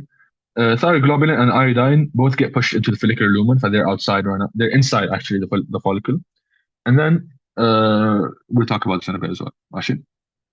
And then this thyroglobulin and this iodine, they go through some more steps with thyroid peroxidase with the same enzyme called organification and coupling. What is this? Basically, organification is where if you add one iodine to the thyroglobulin molecule, you get something called monoiodotyrosine, whatever. ماشي. Mono means one. Two iodine added to the thyroglobulin, you get diiodotyrosine. So di means two. ماشي. That's organification. And then you have coupling. But you take MIT and DIT and you combine. If you combine MIT, which is mono, and DIT, which is di, 1 and 2, you get 3. You get T3. You get the T3 hormone. If you combine DIT with DIT, you get T4. And both of these steps are done with thyroid peroxidase. So thyroid peroxidase converted iodide to iodine, and it also was responsible for organification and coupling. You can inhibit this thyroid peroxidase with something called PTU and methimazole. ماشي? But these drugs will basically reduce thyroid hormone. If someone has too much, you reduce the synthesis. The other thing that we ignored earlier was perchlorate, thiocyanate, and nitrate. ماشي? These three all inhibit the sodium iodide transporter, but they will also reduce thyroid synthesis because you're reducing iodide uptake. How do they do this? Is that they compete with iodide at the pump. Instead of iodide going in the cell, these three will go in instead of it. ماشي. And also, after you do coupling and you have MIT, DIT, T3, T4 around the thyroglobulin molecule, they want to go back inside the follicular cell. ماشي. لأنه خلاص you finish synthesizing it. But they go inside with a process of endocytosis, which is done with something called pseudopods, which are like tongues or arms that the cell kind of grabs onto it and brings them in. ماشي. And it does this under TSH stimulation. Remember TSH from the pituitary? When it acts here and you want to release thyroid hormone, that's when they endocytose the thyroglobulin in order for you to release it. ماشي. So before that, you were storing it. You were storing the thyroglobulin molecule with MIT, DIT, T3, T4. You were storing it inside the follicle. And then once you endocytose it, you do that under TSH stimulation because now you want the thyroid hormone. And we said they're inhibited by PTU methimazole. ماشي. After it goes in, lysosomal proteases, ماشي, they go to the lysosomes. They have proteases, which are enzymes. They will break down the massive thyroglobulin molecule into T3, T4, MIT, DIT for all the things that are making it up. T3 and T4 will go to the circulation and perform their function. MIT and DIT will get recycled by an enzyme called 5' deiodinase. Recycled, right? This is because you don't have enough iodine in your blood usually, ماشي. So they get recycled by 5' deiodinase into tyrosine iodine, and they get used once again for thyroid hormone synthesis. ماشي. This enzyme 5' deiodinase is inhibited by PTU. The same drug that was inhibiting thyroid peroxidase earlier also inhibits 5' deiodinase. So you can see how much of a potent thyroid hormone inhibitor it is. ماشي. Now next, 5' deiodinase also acts at the tissues, and it converts T4 to the more potent T3. But at the same time, 5' deiodinase, if it's inhibited by PTU, you'll have less conversion of T4 to T3, not just less thyroid hormone synthesis. ماشي. And also some T4 is converted to reverse T3. We talked about what this does. It will basically do the opposite of T3. ماشي. It will inhibit the thyroid receptors, basically. ماشي. Now, I'd like to take your attention onto the feedback right here. You have hypothalamus, pituitary, and thyroid gland. ماشي. Hypothalamus releases thyrotropin releasing hormone onto the pituitary. Pituitary releases thyroid stimulating hormone, which acts on the thyroid gland, which causes the release of T3, T4. T3, T4 can go back and inhibit thyrotropin releasing hormone and thyroid stimulating hormone. And also thyroid stimulating hormone can also act on the hypothalamus and inhibit TRH. You also have something called TSI, which we'll talk about in a second. Mashi? Mashi. So this is pretty much what we talked about in all of it. One thing I'd like to point your attention to is called the Wolff-Chaikoff effect. This Wolff-Chaikoff effect is basically where if you have too much exposure to iodine, your body will temporarily turn off thyroid peroxidase, which is the enzyme which is needed in thyroid hormone synthesis, decreasing T3 and T4 production. That's basically a protective mechanism to reduce the synthesis of thyroid hormone because you have too much exposure to iodine subtly. Mashi? Now, what's the function of thyroid hormone? Thyroid hormone is mostly catabolic, which means it causes breakdown and excess, more energy, basically. Mashi? It binds at nuclear receptors. T3 binds more greater affinity than T4. Mashi? The functions include brain maturation. So especially in children, their brain needs to mature, it needs thyroid hormone. But in a baby, if the thyroid gland isn't working, they have hypothyroidism, which is low thyroid gland. They get something called cretinism. What is cretinism? Cretinism is basically mental retardation because they don't have any thyroid hormone to allow their brain to mature. But it's also important in adults. So an adult with hypothyroidism would have brain fog because their brain isn't really working as well. Mashi? It also acts on bone growth. It has beta adrenergic effect, which is really important. Basically causes more heartbeats, more cardiac output, more contractility, Mashi. But it causes people to be very excitable, very anxious, Also increases the basal metabolic rate. It does this by increasing the sodium potassium ATPases, but you increase oxygen consumption. You have more metabolism and you have increased body temperature due to the thyroid hormone. It will also increase blood sugar breakdown, and it will also break down lipids. In general, you're mobilizing things, you're breaking things down, break down sugar, break down lipids, more metabolism, more heartbeat. Mashi? It also stimulates surfactant synthesis in babies, not that important, صراحة. Mashi? This we talked about this earlier, but just re-emphasizing PTU, inhibiting peroxidase. Mashi? Mashi. Now, I'd like to compare hypothyroidism with hyperthyroidism. People with hypothyroidism are generally they seem lazy, they seem tired, they have brain fog, they're sensitive to cold, they're very cold. People with hyperthyroidism are very excitable, very anxious, very irritable, they're hyperactive, they're sensitive to heat. Mashi? But now we're going to compare these two diseases more in depth. Mashi? First of all, what can cause this? Mashi? If the thyroid gland isn't working, that's primary hypothyroidism. Mashi? You'll end up having high TRH and high TSH. In hyperthyroidism, your T3, T4 levels are high and TRH, TSH levels are low. This is if it's a thyroid adenoma, secreting more thyroid hormone. Mashi? You could also have hyperthyroidism due to something called Graves' disease. In Graves' disease, you have this immunoglobulin called TSI. This immunoglobulin, think of it as like an antibody, which is not breaking down the thyroid, it's rather stimulating it. Mashi? But your immune system is activating the thyroid gland to increase more T3, T4, but it's not inhibiting TSH. But these people actually have both high normal TSH or actually low TSH due to the high T3, T4, but it's not inhibiting thyroid hormone. And it's the feedback mechanism isn't working because TSH isn't the one which is causing release of T3, T4. It's TSI. You can have primary hypothyroidism, which we mentioned earlier, where the thyroid gland isn't working, but T3, T4 levels are low and TSH, TRH levels are high. Mash. Now we're going to quickly compare hypothyroidism with hyperthyroidism. There's a lot of differences, but we're going to pay attention to the most important ones. First of all, hypothyroidism, bradycardia, low heart rate.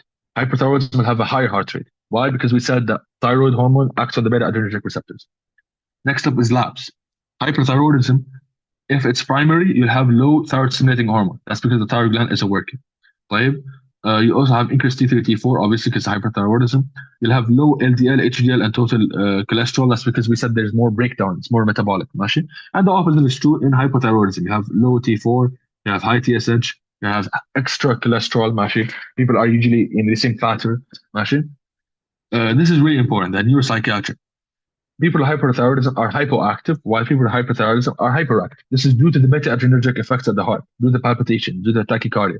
They're restless, they have anxiety, they have insomnia, they have tremors. Basically, they're shaking. ماشي? Yeah, there's some more differences. Hypothyroidism, we said they're going to be cold because there's less metabolism going on. Hyperthyroidism are going to be hot, they're going to be sweating more, they're not going to tolerate heat. ماشي? The skin and the hair, actually, yeah, they're gonna have dry, cool skin because of the less metabolism. They're gonna have brittle hair. They have alopecia, loss of hair. They're gonna have brittle nails, mashing, puffy faces, and generalized non-pitting edema. But they have generalized edema, generalized increased water in their extracellular spaces, called mixed edema. People with hyperthyroidism will have warm, moist skin due to vasodilation and beta-adrenergic effects. They'll have fine hair. They have oncholysis, which is breakdown of the nails. They have something called pretibial myxedema, especially in Graves' disease. This is specific to Graves' disease, where basically they'll have this edema in front of the tibia of their legs. ماشي? Hypothyroidism will have periorbital edema. As we said, they're going to have general puffiness of their face. It's also going to be around their eyes. Whereas in hyperthyroidism, there's going to be some other eye manifestations in Graves' disease. Ophthalmopathy basically means disease of eye. ماشي? It includes periorbital edema, but also has something called exophthalmos, which basically their eyes are sticking out too much. ماشي? Also, people with hypothyroidism are going to have constipation. There's going to be less movement of the GI, while hyperthyroidism might have diarrhea. ماشي? ماشي. Now we're going to talk about some specific diseases more, specifically Hashimoto thyroiditis. This is the most common cause of hyperthyroidism in people who have iodine. ماشي? يعني they have iodine in their food, they don't have a deficiency, but they still have hypothyroidism. So basically, it's an autoimmune disease where your body is destroying the thyroid gland itself, ماشي? On its own. ماشي? But usually there's going to be a moderately enlarged non-tender thyroid. This is because of the destruction.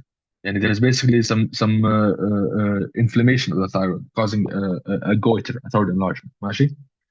You could also have something called endemic colloid goiter. طيب? This is where you have an iodine deficiency and you have a goiter. طيب? But now the reason the thyroid is enlarged is different.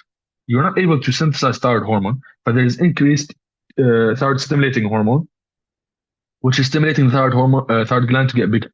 Actually, because it's a trophic hormone. Actually, you also have a goiter. You could also have idiopathic non-toxic colloid goiter. What is this? Is that they don't know how it's caused, but for some reason you have inflammation and destruction of the thyroid gland, kind of similar to Hashimoto thyroiditis. So all of these have goiter, all of these have enlargement of the thyroid gland, but they're due to different reasons. ماشي? Hashimoto is due to the destruction.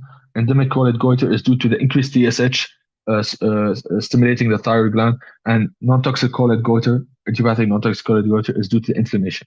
ماشي? ماشي. Proteanism, we mentioned this earlier, where basically a newborn doesn't have a working thyroid gland, but they have some mental retardation. ماشي? Most important findings is that they have poor brain development. They have a puffy face child. They're puffy faced and they have protruding umbilicus, but their stomach is kind of sticking out, and they have protuberant tongue, but their tongue is also sticking out. ماشي? ماشي. Okay. So how do you treat hypothyroidism if someone has low thyroid hormone? You give them levothyroxine, which is basically a T4 analog. ماشي? It's like you're giving them T4. ماشي? ماشي. Another cause of colloid goiter or a low thyroid hormone, it could be an enzymatic defect almost anywhere along the thyroid synthesis steps. Could be thyroid peroxidase, could be 5-deoxydeoxydenase, could be anything. ماشي? You also have some goiterogenic substances. Goiterogenic basically means they cause goiter. For example, like cabbage and turnips. These act like PTU, but they can actually inhibit the thyroid peroxidase. I'm not sure if I just put these two pictures together so you don't forget them. Yalla. Really quickly, going back to Graves' disease, they have high TSI, which is the immunoglobulin. They have high BMR. They have a high thyroxine. Their TSH is almost zero because their high T3, T4, or thyroxine is inhibiting TSH. They also have some exophthalmos, which is their eye sticking out. Ooh, yeah. How do you treat it? Surgical resection, you remove the thyroid. Before the surgery, you give them PTU for 1 to 2 weeks to decrease the basal metabolic rate in order for the surgery to go well. And you could also give them something called radioactive iodine. We basically give them iodine, which is bad for them, but it's taken up by the thyroid gland, but it destroys the gland almost in 1 day. ماشي? ماشي. A thyroid adenoma, we said this secretes a thyroid gland, thyroid hormone. This is primary at the thyroid, at the thyroid gland. We have high thyroxine. You don't have any TSI because it's not Graves' disease. You have high BMR. You're going to have low TSH. because this is a primary autonomous secretion of the thyroid hormone. ماشي. The healthy part of the gland will show decreased secretion because there is negative feedback, but not the whole thing is basically working that way. ماشي. The thyroid adenoma could also be non-functional. ماشي. But rarely they can cause hyperthyroidism with autonomous secretion, which is what we just talked about. ماشي. So really quickly reviewing the goiter, you could have enlargement of thyroid, mostly due to hypothyroidism, but it could also be due to hyperthyroidism and Graves' disease. But in Graves' disease, due to the TSI antibodies, they'll also have a thyroid enlargement. ماشي? But it's not hypothyroidism. In Hashimoto thyroiditis, you'll also have increased size of the thyroid gland because of the destruction. And iodine deficiency is going to increase TSH. And a TSH secreting pituitary adenoma, so that you have a pituitary gland mass which is secreting TSH. You'll also have a smooth / diffuse goiter. What does smooth / diffuse goiter mean? It means the whole thing is enlarged. In a nodular goiter, you basically have one part of it individually enlarged, which is like toxic multinodular goiter. You don't need to know what that is. Like a thyroid adenoma, because it's one specific part. It could be thyroid cancer, it could be thyroid cyst. ماشي? We'll talk about thyroid cyst is later on. ماشي? Really quickly, parathyroid hormone source is chief cells of the parathyroid gland, which is on the back. It increases calcium. Meanwhile, the parafollicular cells of the thyroid, they do the opposite, which is they decrease calcium. ماشي. And now we'll get into the embryology of both the pituitary gland and then the thyroid gland, inshallah. Okay, now getting into the pituitary embryology. Oops. Okay, so you have two kinds of ectoderm, surface ectoderm and neuroectoderm. We're going to talk about what surface ectoderm does, but for now, neuroectoderm gets divided into neural tube and neural crest. The neural tube has different parts. Actually, you don't need to know all the parts. Telencephalon, diencephalon, and so on. The one I want you to know is diencephalon. ماشي. The pituitary development begins in the 4th week. It does this with inductive signals from the diencephalon. Signals from the diencephalon will start the pituitary development. It initiates the formation of something called the Rathke's pouch. We're going to talk about what this is in a second. ماشي. But right here, this is basically the floor of the oral cavity. ماشي. The roof of the oral cavity, sorry. And this is your diencephalon. This is your third ventricle. ماشي. This Rathke's pouch is formed due to inductive signals from the diencephalon. You have surface ectoderm around the roof of the oral cavity. The surface ectoderm around the roof of the oral cavity is also known as stomodium. Forms Rathke's pouch. It grows out and it forms the adenohypophysis or the anterior pituitary. Anterior pituitary, Rathke's pouch. When does it lose the connection with the oral cavity and stop being attached to the mouth? Around the 8th week. ماشي. I need you to memorize the weeks. ماشي. The cells differentiate and they proliferate also in the 8th week, where they form somatotropes, lactotropes, and so on. And they can start working soon. ماشي. This is the optic chiasm, this is the neurohypophysis. Now, what about the neurohypophysis? The wall of the diencephalon, you have the diencephalon, ماشي. It has walls. The lateral walls form the hypothalamus, ماشي. As we mentioned a long time ago, the lateral walls of the third ventricle, ماشي. But the cavity of the diencephalon will form the third ventricle. The walls will form the hypothalamus, the lateral walls, and the floor will actually form the posterior pituitary and the infundibulum, ماشي. Which is basically where the median eminence is, where the infundibulum arises. It does this by creating a sort of diverticulum right here. You can see it right there. ماشي. We said the cavity forms the diencephalon. Overall, posterior pituitary, neuroectoderm, diencephalon, ماشي. It's the floor of the diencephalon. ماشي. Meanwhile, the anterior pituitary is formed from Rathke's pouch, which is basically from oral ectoderm or surface ectoderm. ماشي. So you might have noticed that due to this, there was once a communication between the oral cavity and the cranial cavity, between the brain and the mouth. There was once a connection right here. طيب. But this connection can sometimes persist, and this will create some birth defects. ماشي. So by the 16th week, the pituitary gland is completely formed and the craniopharyngeal canal closes, but you don't have the connection anymore due to formation of the sphenoid bone. So if you don't have formation of the sphenoid bone, you will have a craniopharyngeal canal. This is pituitary gland. As you can see, it's completely formed. We said it's bright on MRI. ماشي. But if the sphenoid bone is not properly formed, or the ethmoid bone is basically this bone around your nose, you could have something called a transsphenoidal encephalocele. What does that mean? Transsphenoidal means it's through the sphenoid. Encephalocele means it's like a sac that falls out of the brain. ماشي. So the pituitary, the hypothalamus, the pituitary gland, the third ventricle, the optic nerves, all of this can be included in the sac that's kind of herniating out, you could say. ماشي. How does the child present? They have nasal obstruction. They can't breathe. They have difficulty feeding and failure to thrive in general. ماشي. You do an MRI, it looks like this. As you can see, it literally fell out of place. Another thing that can happen is an underdeveloped pituitary gland, also known as pituitary hypoplasia. Hypoplasia basically means there's less division of cells, there's less amount of cells. ماشي? These children need hormone replacement ماشي, in order to live. And they may get pituitary dwarfism if this is not properly detected. If the pituitary gland is completely underdeveloped, which is called aplasia, because there's no plasia, this is incompatible with life. حتى hormone replacement will not make them live. ماشي? You could also have pituitary and hypothalamic hypoplasia at the same time. So both of these are made smaller. ماشي? You could also have an ectopic neurohypophysis. What does ectopic mean? It means it's out of place. Right? For the neurohypophysis failed to descend. It didn't descend down from the floor of the third ventricle. There will also be dysfunction in the adenohypophysis. But even though the posterior pituitary is the one that failed to descend, there will also be a problem with the anterior pituitary. Why is that? That's because the infundibulum, which is part of the connected to the posterior pituitary and connected to the hypothalamus, the infundibulum is not formed. But the hypothalamus, the boss, cannot talk to the right hand man, cannot talk to the pituitary. Both glands will not be working, anterior and posterior pituitary. It's characterized by a bright spot on MRI. You can see it's out of place, ماشي. And it's associated with CNS midline abnormalities, for example, one brain lobe being present, and it may have pituitary dwarfism due to the adenohypophysis not working. ماشي. One thing that we mentioned a million years ago was bitemporal hemianopia, if you remember. ماشي. We said that the pituitary adenoma can compress the optic chiasm. The other thing that can compress the optic chiasm is the craniopharyngioma.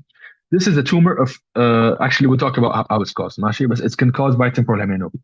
There are two types of craniopharyngioma, ACP and PCP. I don't want you to know the full name, والله مش فاهم. طيب.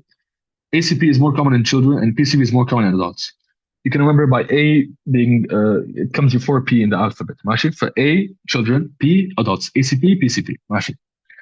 These two types of craniopharyngioma, there are two different theories to how a craniopharyngioma is formed. A metaplastic theory and an embryonic theory. The metaplastic theory explains PCP. ماشي. The metaplastic theory says that the cells of the pars tuberalis, remember the pars tuberalis من مليون سنة, which is part of the anterior pituitary, which is part of the infundibulum, they become squamous and they proliferate and they create the craniopharyngioma. The embryonic theory says that the tumor arises from Radke's pouch. But the embryonic theory explains ACP, which is the one which is more common in children. The metaplastic theory explains PCP, which is the one more common in adults. هاي احفظوها مثل اسمكم ترى this is very likely to come, especially ACP. ماشي. طيب. Now, we'll talk about something called pharyngeal arches, pouches, and clefts. So, from all three germ layers, which are mesoderm, endoderm, ectoderm, you'll have these 6 arches in the neck region of the embryo. Mashi, this is the neural tube. Mashi, this is primitive spinal cord. In the neck region, you have these pharyngeal arches and pouches. If you take a section like this red line and look at it, it will look like this. Mashi, you have arches in the middle, which are like these beads. Okay, they're made out of mesoderm, and you have these clefts on the outside, which are these gaps in the outside, which are made out of ectoderm, and you have pouches on the inside, which are gaps on the inside, which are made out of endoderm. Mashi? But these three have derivatives. They make things later on. We'll talk about what these are right now. The first pouch, the first pharyngeal pouch, will give rise to the tubotympanic recess. This is by the pure memorization. Salaha, there's not much to know here. Memorize. First pouch, auditory tube, tympanic cavity, mashi, and mastoid antrum, mashi. Second pouch, palatine tonsils. Now there is some understanding. In the third pouch, you form the thymus gland, which is this gland which is in your superior mediastinum, and you have the inferior parathyroid glands. The fourth pouch gives rise to the superior parathyroid gland. Now, you might be wondering, why is the superior parathyroid formed by the fourth pouch, while the inferior parathyroid is formed by the third pouch? This is because the thymus gland will descend from the neck region to the thorax, to the superior mediastinum. Right? When it does this, it drags the inferior parathyroid gland with it down. So this is why the inferior parathyroid ends up being under the superior parathyroid. ماشي? And lastly, you have the fifth pharyngeal pouch, which gives rise to the ultimobranchial body, which gives rise to the parafollicular C cells of the thyroid, which secrete calcitonin. Actually, pure memorization right here. I want you to know this very well. I know this is very likely to get asked. Like, lastly, I'm going to talk about the thyroid embryology for the development of the thyroid. So, it's the first endocrine gland to develop. The migration of the thyroid, so it actually moves from somewhere to another place, starts in the 24th day or the 4th week, and it's completed by the 7th week. Memorize these. Mashi? How it starts is that the tongue has an endodermal proliferation. So you have some endoderm which kind of proliferates and divides, and it creates something called a thyroid diverticulum, which is basically an outgrowth of thyroid. Mashi? Then it descends, it goes down anterior to the hyoid bone. Mashi? It starts off right here. like, and it descends down anterior to the hyoid bone. Remember when I told you where the hyoid bone is, and it connects to the tongue. It's connected to the tongue the whole time with something called the thyroglossal duct. Mashi, this is the thyroglossal duct. In week 7, the connection is lost, and it leaves a remnant, which is called the foramen cecum at the tongue. This foramen cecum can be found at the junction of the anterior 2/3 and the posterior 1/3 of the tongue. Mash. The final position of thyroid, as we said a million years ago, is at opposite to the second and third tracheal rings. Mash. Now, you may have some abnormalities in the thyroid development too. One of them is a remnant of the thyroid duct called the thyroid glossal duct cyst. So this is a remnant of the duct, not of the thyroid gland itself, but it's just a cyst. It's kind of a bag, you could say. Mashi. It's not thyroid tissue. It can also be a sinus, which means that it opens on the skin. But it's a thyroid glossal duct which opens onto the skin. Right? There are some other abnormalities. You could have undescended parathyroid glands and accessory thymic tissue. A parathyroid gland could be in the wrong place. It could be undescended. It could have the accessory thymic tissue with it, because we said the thymus and the inferior parathyroid descend together. Mashi? You could have ectopic, which is out of place, thyroid tissue. The most common place is lingual, but you could have thyroid tissue at the tongue. Mashi? Lingual means tongue. It may be sublingual or near thymus, but it's most commonly near the lingual. It is actual thyroid tissue, it does secret thyroid hormone, but it's too weak. It's not doing the full job of thyroid gland. You could have an absence of a thyroid lobe, one or both of them. And the more common absent thyroid lobe is the left one. Mashi? Lastly, this time, we're going to talk about hormonal signaling, how these hormones that we talked about work. Mashi? This is pure memorization. Wallah al-azim. You need to memorize, these are mnemonics right here. You need to memorize that FSH, LH, all of these act with CAMP. Adrenal cyclist, so on. CAGMP, AMP, and nitric oxide. These were the ones stressed on your slides. IP3, all of these. These are all mnemonics. You need to memorize this. Mashi? I'd like to just point out the thyroid receptors. They act in the nucleus. Mashi? They're intracellular receptors because they're basically lipid soluble. They go inside the nucleus and they act there, and they form heterodimers. What are heterodimers are? Means basically once the T3 binds to the receptor, you'll have a T3 receptor and you'll have something called retinoid X receptor. It will form a heterodimer because you have two things and they're different. Mashi? Mash. Lastly, we have some practice questions. Only 5 really quickly. I'm going to go through them. Mashi. The first one, they're telling you that this person is given a synthetic thyroxine analog for the given thyroxine, which is T4, and they're asking you, how does it work? Mashi. But the way that this works is nuclear thyroid hormone receptor. We said it goes to the nucleus to regulate DNA transcription. Why is it not retinoid X? Because it doesn't have to do with iodine. Mashi? Next, we have, it's basically describing someone with a 4-month history of intermittent headaches, their prominent supraorbital ridges, macroglossia, big mouth, big lips, big hands, big feet. They're basically describing someone with acromegaly. And they're telling you they have decreased peripheral vision, bilateral and visual field testing. But they have a bitemporal hemianopia. So they have acromegaly, and they have bitemporal hemianopia. So clearly they have a tumor of somatotropes. They have a tumor in the pituitary gland of somatotropes, which are secreting growth hormone. Right. They're asking you, how do you manage this patient? You give them a somatostatin analog, which is called octreotide. Mashi? Next up, a 34-year-old woman comes to a physician because of 3-month history of fatigue and weight loss, despite eating more than usual. Mashi? But she's tired, her blood pressure is high, her pulse is high, she has fatigue, she has weight loss. Mashi? Physical examination shows warm, moist skin diffuse nodular swelling over the anterior neck. But they're describing someone with hyperthyroidism, but they also have a goiter. Mashi? They also have swelling of the eyelids and proptosis. So basically the eyes are poking out by the exophthalmos. But this is definitely someone with Graves' disease. Which of the following is most likely the cause of this patient's symptoms? It's going to be thyrotropin receptor autoantibodies. Yeah, they're TSI. But these are antibodies which act at the thyroid receptor, causing stimulation of it rather than destruction. Mashi? Mashi. An investigator is studying a drug that acts on thyroid hormone pathway. Levels of serum free T3 and T4 in healthy participants are measured before and after administration. After administration, there's decrease in average serum T3 level. Mashi. They're telling you that this drug is decreasing serum T3, but T4 is not really changing. Mashi, or it's increasing. T4 is actually increasing. So this drug is decreasing T3, but increasing T4. But what is it inhibiting? It's inhibiting 5' dehydrogenase. Mashi, remember 5' dehydrogenase? We said it converts T4 to T3 peripherally. Mashi? Mashi.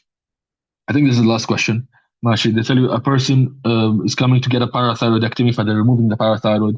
They scanned for parathyroid tissue, ماشي, and they showed two spots of increased uptake. They saw two spots of increased parathyroid tissue in the superior mediastinum, which is near where the thymus is. But they're telling you these spots represent structures that are most likely derived from the which swollen and biological precursors. Pure memorizing. This is the third branchial pouch. Remember how we said the inferior parathyroid descends with the thymus? This is it. ماشي. This person has a remnant. Okay? That is it for my part.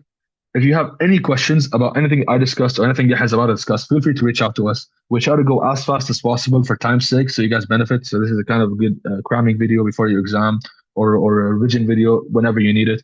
ماشي. But if you have any questions about endocrine, والله ختمنا صراحة. Feel free to ask us any question. With that, I'll pass it on to Yahya now. Thank you. Okay, Assalamu alaikum everyone. I'm Yahya Metwally. Thank you, Kharsa, for the explanation of thyroid and pituitary. I'll be carrying out the adrenal part and the pancreas part of this crash course or this review, inshallah. So let's get started, shall we? So first of all, we want to talk about the gross anatomy of the adrenal gland. So where does it lie? It lies just above the kidney. Some people call it suprarenal gland, so it's above the kidney in a fascia called gyrotous fascia.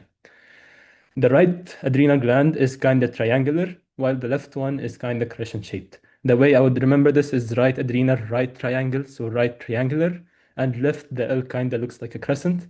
Bear with me, so left for crescent shape, all right? In terms of the relations, the right adrenal gland, it lies on the right side of the body. What do you have on the right side? You have the liver and the IVC. So anterior to it, you're gonna have the liver and IVC. And posterior, you're gonna have the diaphragm as it kind of wraps around the backside of your thorax or of the abdomen. So anterior, liver and IVC, posterior is diaphragm. And for the left adrenal gland, you're gonna have the pancreas and the stomach. Those lie on the right side of the body, so they're gonna be anterior to your left adrenal gland, and posteriorly is gonna be the diaphragm too. Same here in this MRI image. Okay, so now that we know the location, the gross anatomy, let's look a bit at the vasculature. So first of all, we want to talk about the arterial supply. It has three arteries supplying it. One artery supplying the superior part, we call this the superior suprarenal artery. It arises from this artery over here. This, we call it the inferior phrenic from the aorta. And the medial part is supplied by the middle suprarenal artery directly from the aorta, while the inferior part, we have supply from this inferior suprarenal artery rising from the renal arteries. In terms of drainage, we have, it's a bit more simpler, but there is a difference between the right and the left. The right one, since it's closer to the inferior vena cava, it directly drains into the IVC. However, this left one, it's kind of further, so it drains into the left renal vein. Usually drains into the left renal vein. However, sometimes it can drain into the aorta, into the left, the inferior vena cava. In terms of lymphatic drainage, the way I want you guys to think of this is the adrenal gland lies next to the inferior vena cava, next to the aorta. So we can call it paracaval nodes, para-aortic lymph nodes. Let's zoom in a bit more at the blood supply. So with the adrenal arteries, they're going to give us a capsular artery. And this capsular artery has a dual system of blood supply, of vasculature. And the way this works is, so the first one, you're going to have a capillary network at the zona glomerulosa. And then this capillary network is going to give off this adrenocortical sinusoid. It's going to go down over here into the adrenomedullary collecting vein. In the adrenomedullary collecting vein, it's going to go into the medullary capillary. So you're going to have a capillary network in the cortex in the zona glomerulosa, and a capillary network in the medulla. The other blood supply is a bit more direct. So you're going to have a medullary arteriole arising from the capsular artery, and this medullary arteriole is going to travel all the way down into the medulla, right into the medullary capillaries. Now, both these capillary networks, they're going to empty into the central adrenomedullary vein. This central adrenomedullary vein, it has a thick tunica intima.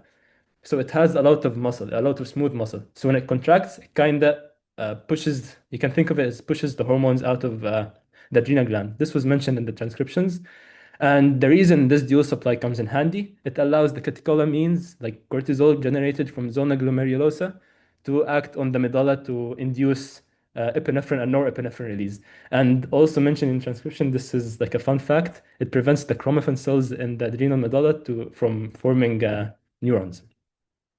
In terms of embryo, it's very simple.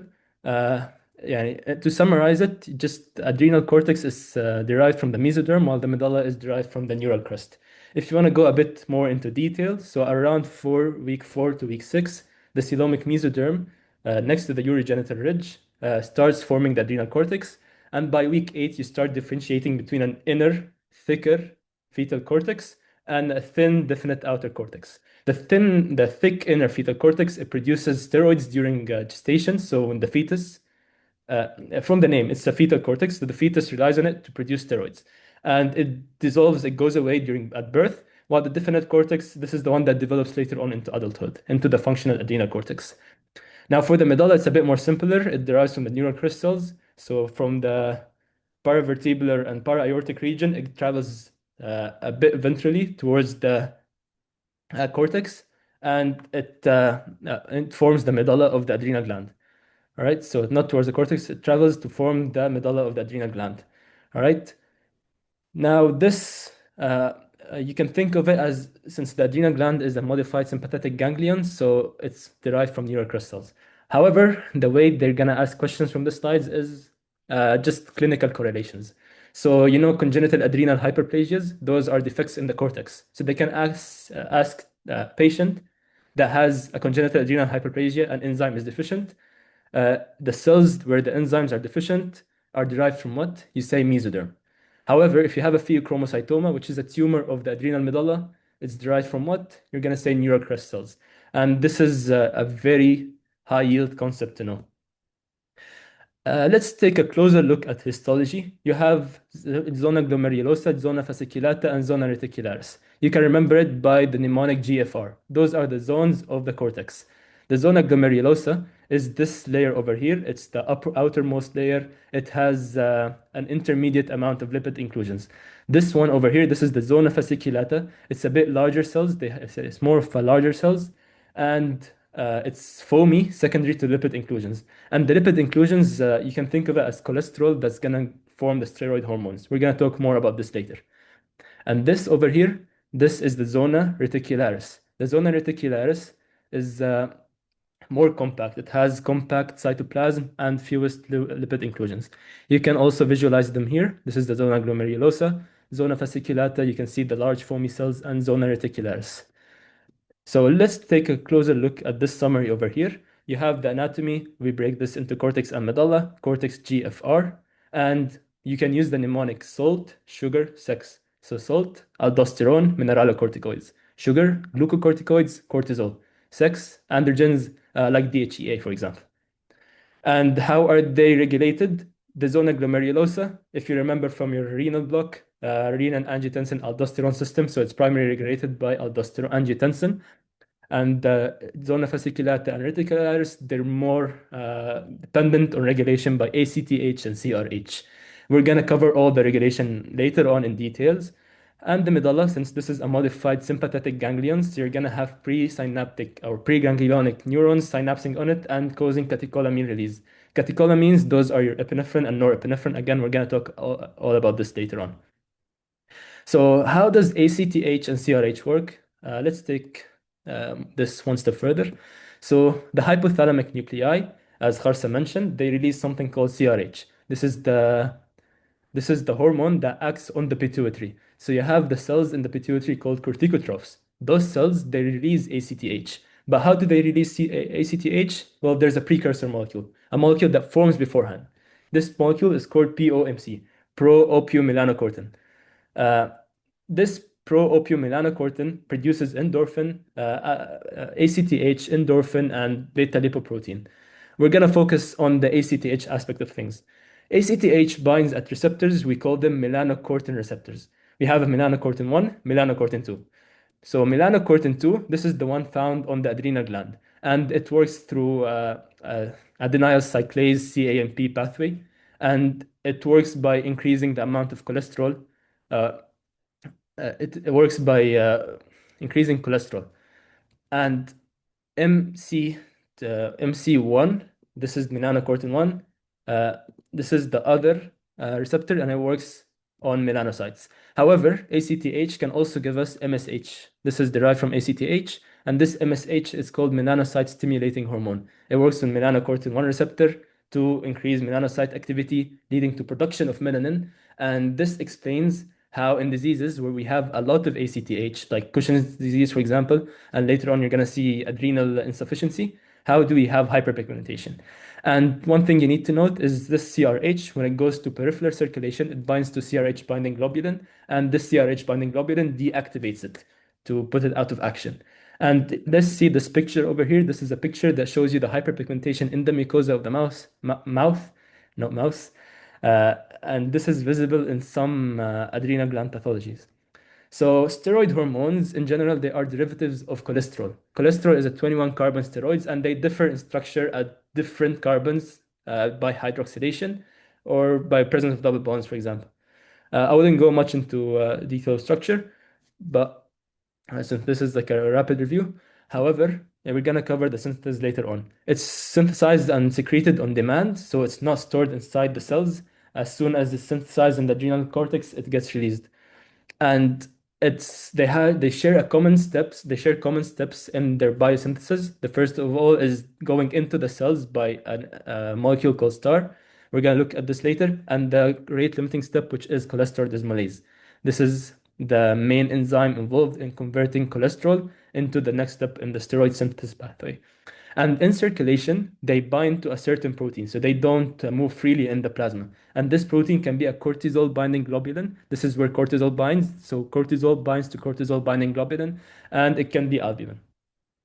Okay, so let's take a look at how steroid hormones exert their action on target cells. So they go through the cell membrane directly, and uh, they travel in blood bound to a carrier. They go into the cell through the cell membrane, and they can either bind to a cytoplasmic receptor or an intranuclear receptor. Then, when it forms the receptor hormone complex, it goes to the DNA, it induces transcription. So you have the mRNA. This mRNA is used to translate at ribosomes, it's going to translate into proteins. And this is how it exerts its action through intracellular means. However, it can also act on the cell surface receptor, which produces a more rapid response, as you can see here. So our first steroid hormone we're going to be covering in this review is going to be cortisol. So cortisol is synthesized in the zona fasciculata, and it has multiple enzymes involved in its biosynthesis. The first one is cholesterol dismolase. Well, first of all, we can say cholesterol goes into the cell via an enzyme and a molecule called star. And this, when it goes inside the cell, is going to get converted to pregnenolone by cholesterol dismolase. And then in the zona fasciculata, it has an enzyme called 17 alpha hydroxylase. This hydroxylates pregnenolone at the 17 carbon to form 17 hydroxypregnenolone. The second enzyme is a bit less important because it's a bit less important. However, it converts 17 hydroxypregnenolone into 17 hydroxyprogesterone. I say it's a bit less important because we don't really study a clinical correlation with it. Then it gets hydroxylated at carbon 21 by 21 beta hydroxylase and carbon 11 by 11 beta hydroxylase to form cortisol. All right. One thing is this corticosterone over here, it can function as a cholesterol in the absence of cortisol, it can function as a glucocorticoid in the absence of cortisol, but it's usually directly synthesized into aldosterone using aldosterone synthase. This is gonna come in later. Okay, so in terms of function, there's this very nice mnemonic I love when thinking of cholesterol function. It's that cholesterol is a big fib. And A stands for appetite, it increases appetite. B is blood pressure, it increases blood pressure by increasing the alpha 1 receptors. And alpha 1 receptors, they're the catecholamine receptors that are responsible for vasoconstriction. Even at high concentrations, they can exhibit mineralocorticoid activity, so they can act as aldosterone. I mean, is for insulin resistance, so it's a diabetogenic. G is for increasing gluconeogenesis, proteolysis, and lipolysis. F is fibroblast activity. It decreases fibroblast activity. Fibroblasts, they're the cells responsible for generating connective tissue, and your skin is made of connective tissue, so this can lead to poor wound healing. It's going to lead to stria. It's going to lead to poor collagen synthesis. And then I and B, I kind of swapped them in the transitions, so my bad, guys.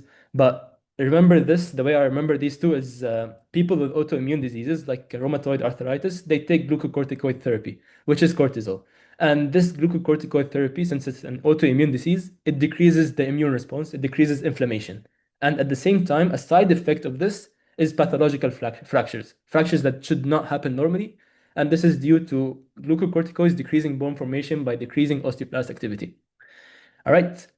When we're speaking of secretion of cortisol, it's kind of related to the diurnal pattern of ACTH. So they both exhibit a diurnal pattern, but we're going to be looking at cortisol in specific. It has multiple peaks a day, so an average of 10, and secretory bursts in a 24-hour period. The highest secretory burst is a bit before opening, so around 8 a.m., for example, a bit before awakening, so around 8 a.m., and the lowest is in the midnight or before sleeping. And how is cortisol regulated? Well, by negative feedback, as any hormone does. So cortisol, when it's increased, when it's in excess, it's going to work on the anterior pituitary to decrease ACTH, or even higher at the level of the hypothalamus to decrease CRH. It's written in your slides at some point that it works on hippocampal neurons, which indirectly influences the hypothalamus by inhibitory means. So it inhibits hypothalamus, decreasing CRH release, whether indirectly or directly on the hypothalamus. And a pretty high yield fact to know is that chronic stress can actually lead to disruption of this entire system. So if you have chronic stress, you're gonna have high CRH, high ACTH, high cortisol, but it's not gonna work to negatively feedback on the hypothalamus. This is important in chronic stress, and it causes dysregulation of the HPA axis. Okay, so let's start with this quick clinical case over here. We have a 36-year-old woman with no significant medical history. She presents to her primary care physician with a 6-month history of amenorrhea, which means a lack of menstrual cycle, weight gain, excessive facial hair growth. There is no diet and medication changes. The past 6 months, she started developing difficulty with combing her hair and climbing stairs. Vital signs is a normal pulse, increased blood pressure, and physical exam, she had truncal obesity, abdominal stria, and some peripheral edema. These are the labs shown here. Sodium is normal, bicarb is normal, and potassium is a bit decreased. So I want you guys to pause for a second and think of a diagnosis. If you said Cushing's syndrome, you're going to be right. This is a syndrome of hypercortisolism. So let's take a look at the etiologies. It has different underlying pathologies, different underlying etiologies, so different causes. Let's talk about exogenous glucocorticoids first of all. As I said, some people they take glucocorticoids as a therapy for autoimmune diseases to suppress the immune system. So when they take glucocorticoids, they're gonna, since cortisol is gonna negatively feedback on the pituitary. So cortisol gonna negatively feedback on the pituitary and the hypothalamus. So this decreases ACTH release. And if you have a decrease in ACTH, your adrenal glands on both sides, they're gonna start to atrophy, as ACTH has a trophic effect. It increases adrenal growth. This is the most common cause. Another cause can be a pituitary adenoma. So at the level of the pituitary, you have a lot of cortisol being secreted. And this cortisol is gonna again go to the pituitary and decrease ACTH levels. However, in this case, you're gonna see something different.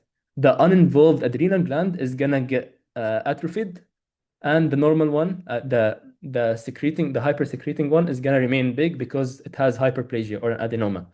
Now, the other causes can be an ACTH secreting pituitary adenoma. We call this Cushing's disease. So your pituitary has a lot of ACTH being secreted. So you're influencing both adrenal glands. So they're going to increase in size because of an increase in ACTH. And at the same time, increase release of cortisol. And we call this Cushing's disease. So another reason is ectopic production. And this ectopic production is called paraneoplastic. And paraneoplastic means it's a side effect of a presence of a cancer or a tumor, for example. And one of those tumors is small cell lung carcinoma. And the way this happens is the small cell lung carcinoma, it's in the lung, but ectopically produces ACTH, which increases cortisol production. And again, this is going to present with bilateral adrenal hyperplasia. In terms of findings, link the findings to the actions of cortisol. So one of the mnemonics is moon faces, and this is one of the symptoms over here. They're going to have a round face. It's similar to this moon emoji, so remember that. They're gonna have a buffalo hump. It's like in the back. They're gonna have in the back of their neck. They're gonna have something going out like this. And hypertension, because it acts on alpha receptors, so they might increase blood pressure. Hyperglycemia, remember, it increases gluconeogenesis. Osteoporosis, it decreases osteoblast activity, so it can cause weakness in bones, هشاشة العظام. It can cause immunosuppression. Again, it decreases inflammatory responses and immune responses. Ecchymosis means easy bruising, skin changes. This is due to fibroblast involvement. Fibroblasts, they're gonna have lower function, so they're not gonna be able to fix the bruises. They're gonna see some skin changes. So how do we diagnose cortisol, Cushing's disease, or how do we differentiate between the different types of Cushing disease? So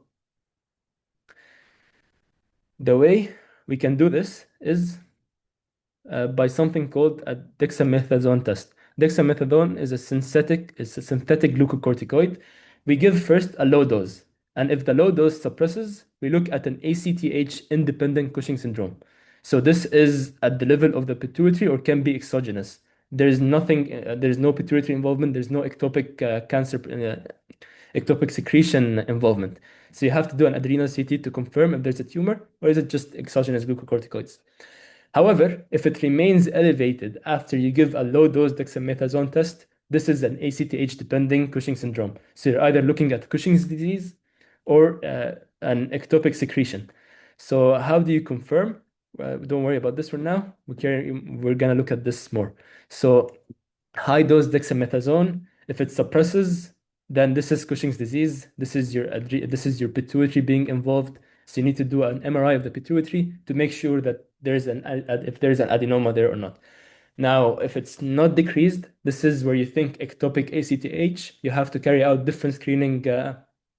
You have to carry out screening of different parts of the body, like a chest, for example, to see if there's a small cell lung carcinoma. This is very high yield to know. If high dose dexamethasone does not suppress, this is ectopic. If it does suppress, this is Cushing's disease, pituitary gland.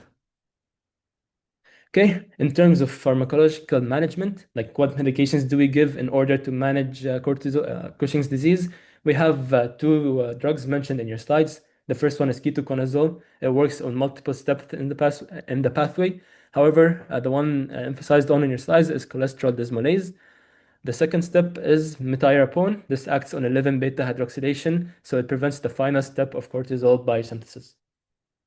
Okay, now on to aldosterone. This is the second steroid we're going to be covering from these lectures, and aldosterone is always related to salt, so remember that.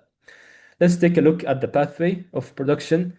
Aldosterone, as we said, it gets formed in the zona glomerulosa, and the reason the zona glomerulosa does not produce glucocorticoids, we have two reasons. First of all, there is no 17 alpha hydroxylation. We don't have this enzyme in the zona glomerulosa.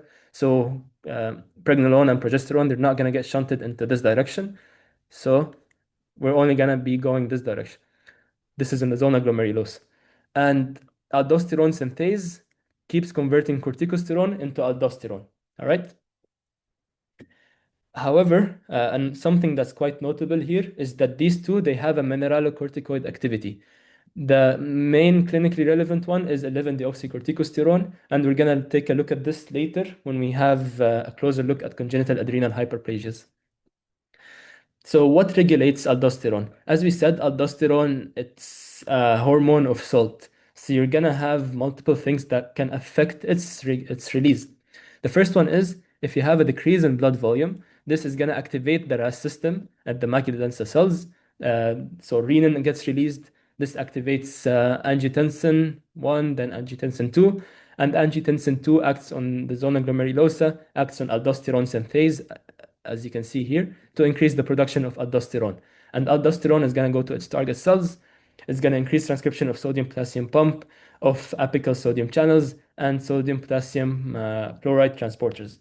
Another thing that can increase aldosterone release is the rising levels of potassium. So if you have hyperkalemia, which is high levels of potassium, if you have hyponatremia, which is low levels of sodium, this is gonna work directly on the zona glomerulosa cells to increase aldosterone release. And finally, this is less significant compared to the other two, but in times of stress, more ACTH is going to get released, so you're going to have more aldosterone. And what aldosterone does, the net effect of aldosterone, you're going to increase sodium reabsorption. And whenever you have sodium reabsorption, water follows. So you're going to have an increase in ECF volume, an increase in sodium concentration. You're going to have hypernatremia, or not hypernatremia, but you're going to have an increase in sodium concentration. And at the same time, it increases the release of the excretion of calcium, of potassium, since you're trying to fix the rising levels of blood potassium. And at the same time, it also excretes hydrogen ions. So now and finally, something that inhibits aldosterone is atrial natriuretic peptide. This is released from the atrial muscle cells. And what the significance of this is, if your atria has a lot of blood, it expands, and this increases the amount of AMP released. So it detects that there is hypervolemia. So it acts on the zona glomerulosa cell to inhibit aldosterone release. All right. And this is a summary. It regulates ECF volume and sodium content. It increases release in hypovolemic state and responds to hyperkalemia by increasing potassium excretion. So we have this clinical case over here. I want you guys to solve with me. A 35-year-old woman presents to her primary care physician complaining of recent episodes of weakness and tingling in her extremities, as well as some muscle aches in both her legs. She also complains of polyuria, nocturia, and polydipsia. This means a lot of urine at night, and this means just wanting to drink a lot of water. Her blood pressure has been steady over the past years, but today she had a very high blood pressure of 160 over 100, and her lab values showed hypernatremia, hypokalemia, and very low serum renin activity. So I want you guys to pause for a second and think of a diagnosis. All right. So if you said primary hyperaldosteronism, you're gonna be right. So what we said, aldosterone is gonna lead to reabsorption of sodium. So you're increasing sodium, and at the same time you're decreasing potassium because you're excreting potassium. So an increase in aldosterone, hyperaldosteronism, is gonna increase sodium levels inside the body, inside the blood. At the same time, it's gonna decrease potassium levels inside the blood. You're gonna have hypokalemia and hypernatremia. And since we increased sodium levels, water follows, and you're increasing blood pressure. Okay.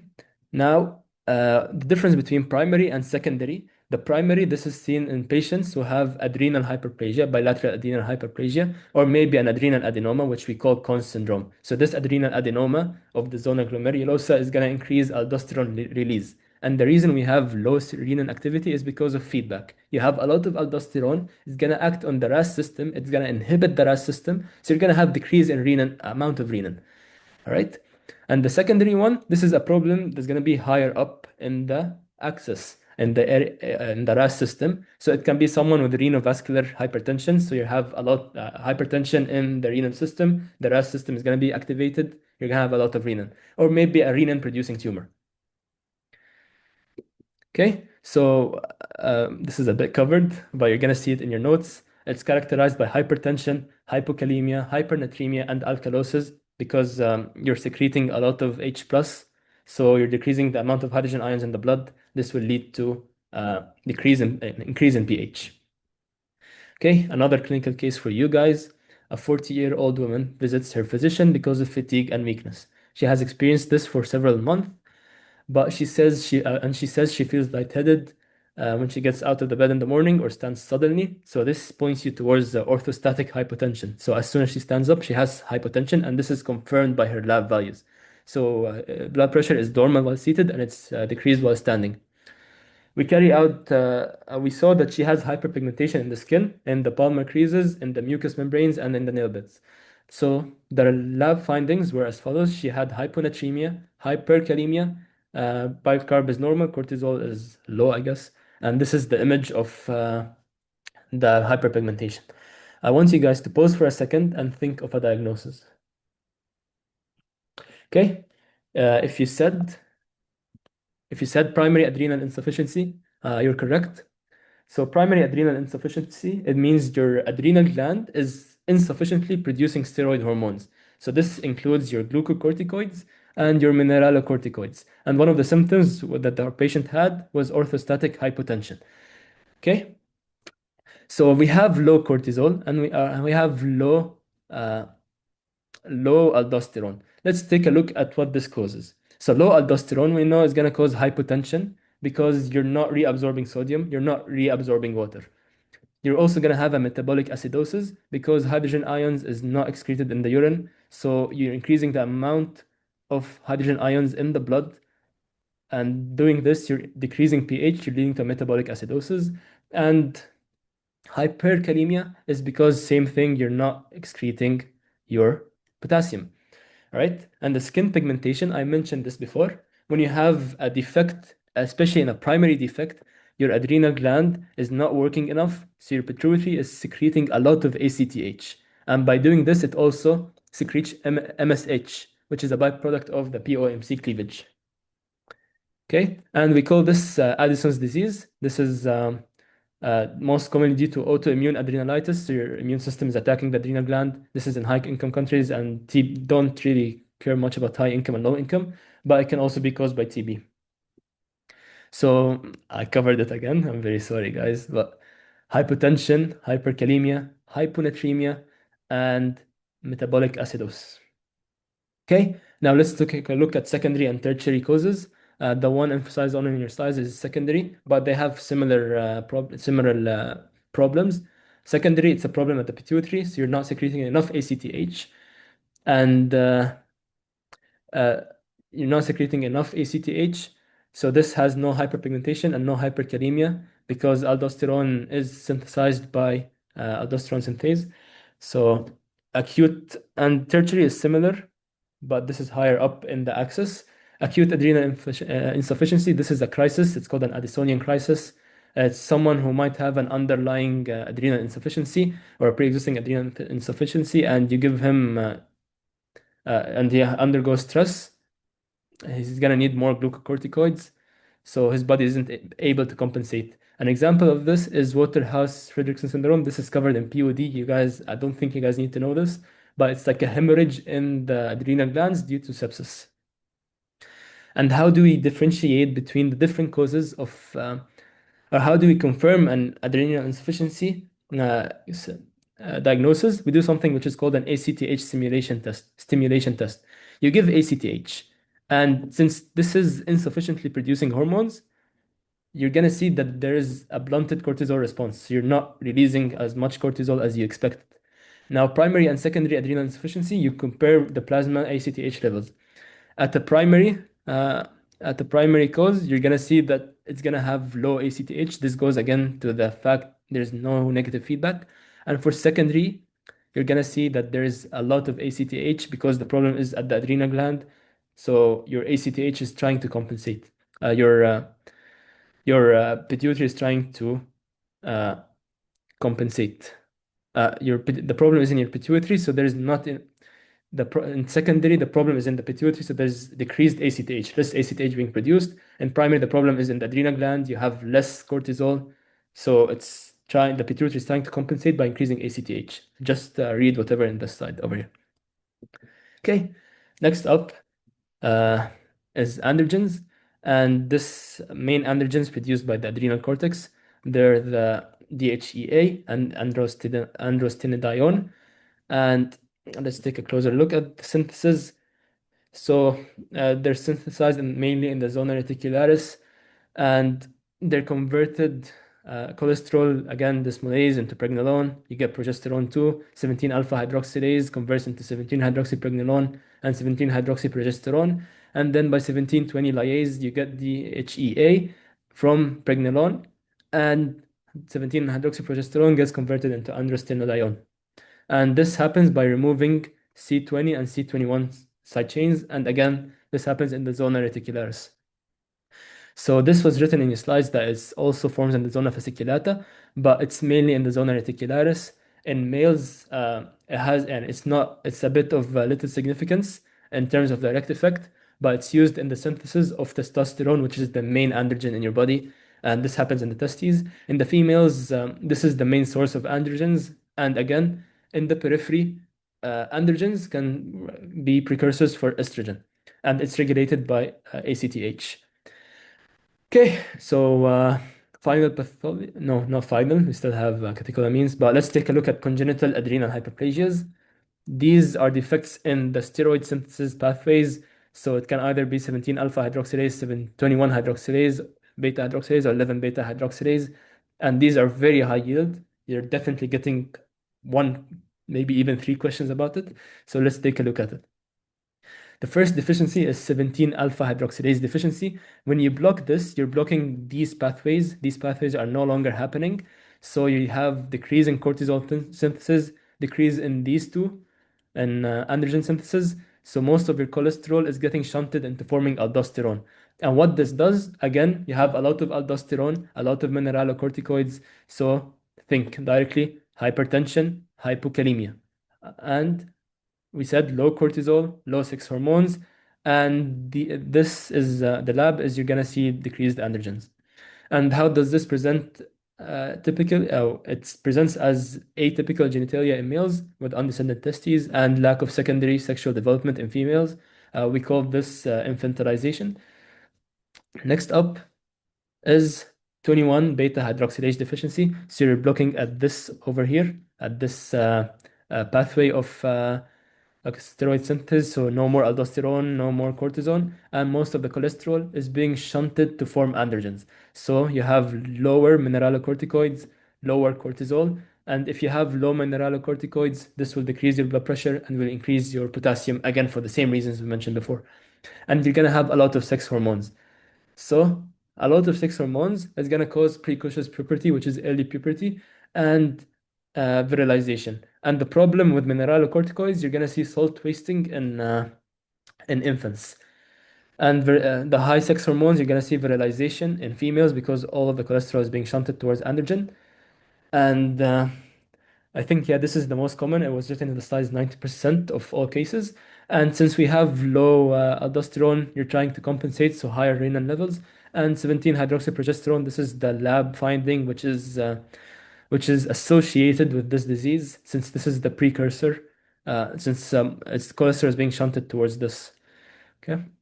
Now, if you have a defect in 11 beta hydroxylation, you're gonna see that you're gonna have cholesterol being shunted towards androgens again. So you're gonna have an increase in androgens, but you're gonna have a decrease in cortisol, decrease in aldosterone. However, remember when we said 11-deoxycorticosterone, it has mineralocorticoid activities.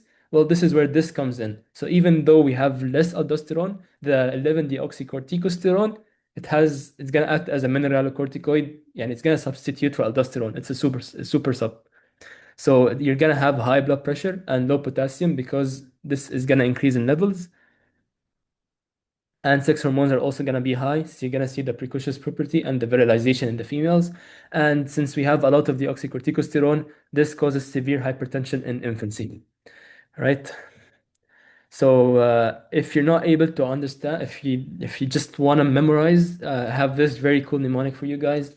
So if it begins with 1, it causes hypertension, so 11 alpha hydroxylase and 11 beta hydroxylase. If it ends with 1, it causes virilization, so 21 beta hydroxylase and 11 beta hydroxylase. As you can see, 11 begins and ends with 1, so it causes both. And why is it called congenital adrenal hyperplasia? Well, you have lack of adrenal hormone, so you're losing your negative feedback on the pituitary. So this increases ACTH levels, so you have increased action on both adrenal glands, so they increase in size. And this is a table summarizing everything I said. Just one more thing, since you have increased ACTH, you might also see hyperpigmentation because, as we said, melanocortin releases MSH, and this acts on melanocytes, increasing melanin synthesis. This is a table summarizing everything I said about these diseases. Make sure you know this table very well because this makes very good exam questions, whether for now or even in the future. Next up is catecholamines. This is going to be from your adrenal medulla. So let's take a look at your adrenal medulla. This is your preganglionic neuron. Usually it synapses at this over here. This is the ganglia and give off postganglionic sympathetic fibers, which release 80% norepinephrine and 20% epinephrine. However, in adrenal medulla, you're gonna skip this sympathetic ganglion and go directly into the chromaffin cells. You're gonna synapse on the chromaffin cells. So it acts as a modified sympathetic ganglion. What happened is down this neuron, the preganglionic neuron, you're gonna get an action potential. This action potential opens these voltage-gated calcium channels. And whenever calcium moves into a compartment, it's gonna increase the release of a certain substance or exocytosis of a certain vesicle. So ACTH, acetylcholine, is gonna get exocytosed into the synaptic cleft, gonna bind to this ligand-gated sodium channel. It's gonna open the ligand-gated. It's like a key. It's gonna open the door to let more sodium in. Sodium is gonna go in, depolarize the membrane of the chromaffin cell. So you're gonna open the same voltage-gated calcium channels on the chromaffin cell. And this will increase calcium influx. And again, as we said, whenever calcium goes inside the compartment inside of a cell, this is going to activate the granules, going to activate the vesicles to release the norepinephrine and epinephrine. And in the adrenal medulla, compared to a normal ganglion, you're going to have more release of epinephrine compared to norepinephrine. So this table looks very scary, and this is stuff you're gonna cover as you go by in medicine. However, it's gonna be very important in POD pharmacology too. And these are different receptors we have with catecholamines. You have alpha 1, alpha 2, beta 1, beta 2, and beta 3. Alpha 1 is found in the vascular smooth muscle. So basically, when catecholamines they act on the vascular smooth muscle, it's gonna in the skin and viscera, it's gonna cause vasoconstriction. So this might increase blood pressure by increasing peripheral resistance. It also has these other effects. Just read through the table. Like it can do pyoerection, which means the hair on your skin goes up. And alpha 2, this is the inhibitory one. I just remember this as inhibitory. It's found on the presynaptic neuron. So acetylcholine, norepinephrine can go bind to it and decrease the amount of decrease norepinephrine release by negative feedback. It also inhibits insulin release. And later on, we're gonna visit a concept that explains this. You're gonna see it by yourself. So this explains how sometimes sympathetic innervation can cause hyperglycemia.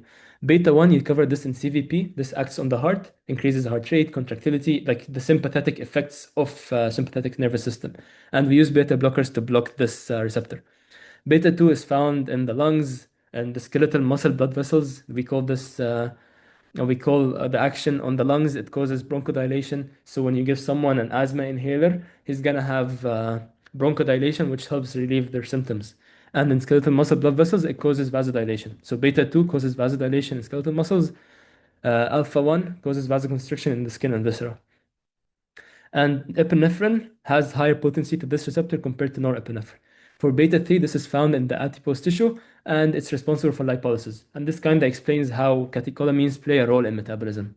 So in terms of synthesis, catecholamines, they're derived from tyrosine. This is tyrosine, and you're going to cover this in detail in Mol 2, inshallah, by the end of the semester.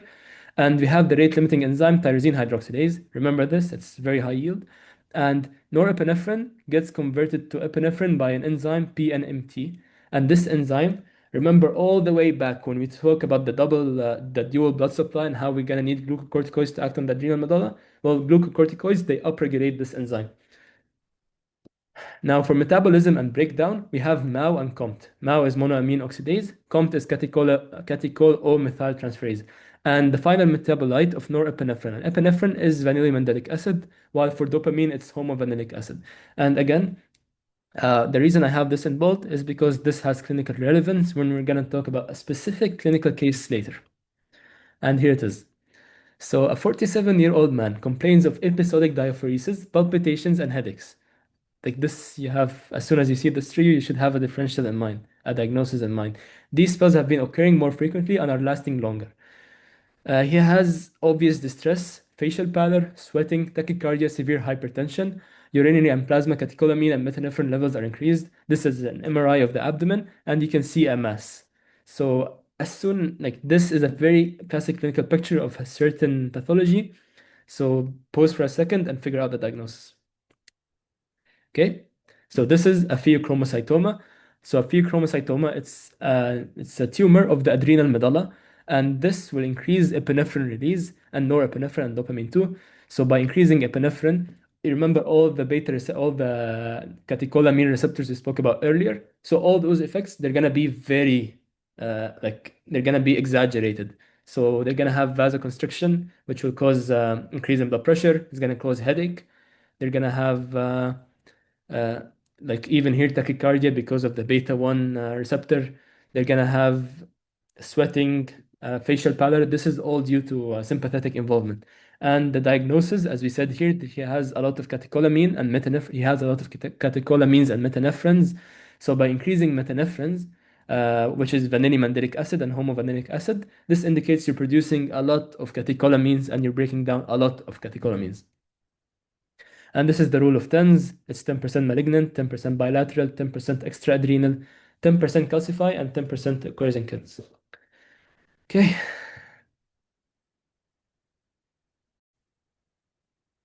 Okay, so second part in my review, this is gonna be talking about the pancreas and everything related to the pancreas with insulin, glucagon, and diabetes. But first of all, let's take a review of pancreas. You have your exocrine pancreas. This is you was covered in your GIT block. We're gonna be looking at the endocrine part, which is these islets of Langerhans over here. These islets of Langerhans, they have cells that secrete hormones. You have your alpha cells in the periphery, your beta cells in the center. And the alpha cells, they secrete glucagon. So remember the A in alpha for the A in glucagon. And the beta cells for insulin from the more central cells. And the delta cells, they secrete somatostatin. So remember, somatostatin for delta cells. Now let's take a look at this histological picture. You can see your beta cells, you can see your alpha cells. We said those secrete glucagon, those secrete the insulin. These are a bit lighter pink and these are more darker pink. This is called a Mallory Azan staining. I don't know how high yield this is, but I just included it. Your delta cells over here, they're gonna look more bluish, while your beta cells look a bit orange. And how do these cells interact with each other and how are they regulated? You have the sympathetic nervous system, as we said, by the alpha 2 receptors. It's gonna inhibit insulin release. You have GIT hormones, which increase beta cells. The parasympathetic vagus, opposite to sympathetic, so increases insulin, glucose, and amino acids also increase insulin in the well-fed state. The alpha cells, however, it gets inhibited by glucose, but it gets, and surprisingly, it gets stimulated by amino acids. And the sympathetic nervous system also stimulates it. So it inhibits insulin and stimulates glucagon. Glucose, amino acids, and fatty acids, also GIT hormones, they stimulate somatostatin. Somatostatin is the biggest hater of all time. It's going to inhibit beta cells and alpha cells. Glucagon is going to stimulate beta cells, it's going to stimulate somatostatin, and insulin is going to inhibit glucagon release. So in terms of structure of insulin, we have this molecule over here. It's called the proinsulin. It has a C peptide, an A chain, and B chain. Your B chain and A chain, they're connected by this, which is a disulfide bond. And your connecting peptide is going to be removed and secreted in the same granule, which contains C chain, proinsulin, and crystalline complex with zinc. Is going to get secreted from the same vesicle in the same amount. So for every insulin, one insulin, you have one C chain.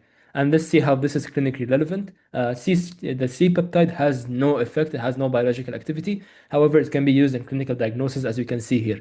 In insulinoma, this is an endogenous tumor. It's a tumor of a pancreatic alpha cells, pancreatic beta cells. So you have increased secretion of insulin, increased synthesis of insulin. You're going to have increased C peptide burden. For exogenous insulin, this is insulin you're taking from outside. And this is how you can differentiate if someone had an overdose in insulin, you can say, from someone who might have an insulinoma. And someone that took exogenous insulin, since this insulin is from outside, it's going to inhibit the beta cells from creating insulin. So your C-peptide levels are going to be decreased because you're decreasing the C-peptide synthesis. For diabetes mellitus type 1, both are decreased because you have no beta cells, so no insulin being created at all. For type 2, this is a relative deficiency. There's insulin resistance. Your body's trying to create more insulin to overcompensate or to compensate. So you have also increased in C-peptide, or they can both be normal depending on the disease progression. Chronic kidney disease, this is reduced renal clearance of C-peptide because your kidney is not functioning properly, so your C-peptide is not getting excreted, so it's going to be increased while the insulin is going to be normal. Sulfonylurea, that's a drug that increases insulin release. We're going to cover it more later. However, since you're having more insulin synthesized and released, you're going to have more C-peptide also released and synthesized. So in terms of insulin release, You have your glucagon, you eat your beta shawarma, your glucose is gonna go into your body at the pancreatic beta cell. It's gonna go through this GLUT2 channel, which is very important. Beta cells equal GLUT2 channel, and gonna go inside this pancreatic beta cell, undergo glycolysis, getting phosphorylated into glucose 6-phosphate, and eventually forming ATP. ATP is gonna close this ATP sensitive potassium channel. You're increasing potassium inside, so you're depolarizing the membrane, and by depolarizing the membrane, you remember voltage gated calcium channels, they open and calcium goes in. And as we said, whenever calcium goes in a compartment, you're going to have exocytosis of a specific substance. In this case, it's going to be insulin granules. So insulin is going to go to the body, it's going to circulate, and it's going to go to its target cell, which is a skeletal or cardiac muscles, or maybe adipose tissue and liver. Those are the four cells which are targeted mainly by insulin. And it's gonna bind to its receptor, which is a tyrosine kinase. It has an alpha subunit and a beta subunit. It's gonna bind to the alpha subunit, and this activates the beta subunit kinase, which is gonna cause phosphorylation and internal cell signaling means, which is covered in biochemistry in the beginning of the semester. So this effect of insulin is gonna cause these vesicles containing GLUT4 to be mobilized. They're gonna start getting activated, and they're gonna move into this plasma membrane over here. And this plasma membrane is gonna allow more glucose to enter, which can be used for glycogen synthesis, lipid synthesis, and protein synthesis. And the more long-term growth effects happen directly on the cell growth of and DNA synthesis. The effect on carbohydrate metabolism, let's take a look at the channels first of all before we decide how it gets metabolized. So it goes inside the cell by various channels. The main insulin controlled one is GLUT4, and other things that can also enter or increase in entry as a result of insulin, they're amino acids, potassium, phosphate, and magnesium. Okay. However, these channels they do not classically they do not get affected by insulin levels. So this, we call them insulin independent glucose uptake. This slide, you're going to have a question about it. They're going to ask which one is going to be influenced by insulin, and you're going to have to either say skeletal muscles, adipose tissue, etc. And these all, they do not get affected by insulin at all. And remember by this mnemonic over here, brick lips. So effect on carbohydrate metabolism, insulin is very anabolic. It likes building up. It likes utilization. So it's gonna utilize like glucose. You took the glucose inside the cell. You wanna use it. And how are you gonna use it? Well, you're gonna increase building up of glycogen. You're gonna increase using it to make ATP. So you're putting the glucose to good use. And you don't wanna increase glucose. يعني you're already using glucose. يعني انت اهبل عشان تقعد تزوده تاني. So you're gonna inhibit glycogenolysis and inhibit gluconeogenesis. At the same time, you're also putting the glucose into good use by creating triglycerides by converting it to glycerol, which is one of the precursors of triglycerides and fat and lipids. In terms of effect on protein, you take your protein shake, you have your amino acids, and your insulin is going to start working. So you want to increase your amino acid uptake in the muscles. You want your protein to go into the muscles, and you're going to increase protein synthesis there and inhibit proteolysis. So you're increasing your protein building capabilities and increasing your muscle size in that way. However, it actually decreases amino acid uptake in the liver. And we call this effect over here a protein sparing effect. For lipid metabolism, we also decrease lipid metabolism. We're decreasing lipid lipolysis. We're decreasing hormone sensitive lipase activity in the adipocytes. We're increasing lipoprotein lipase activity. And what this does,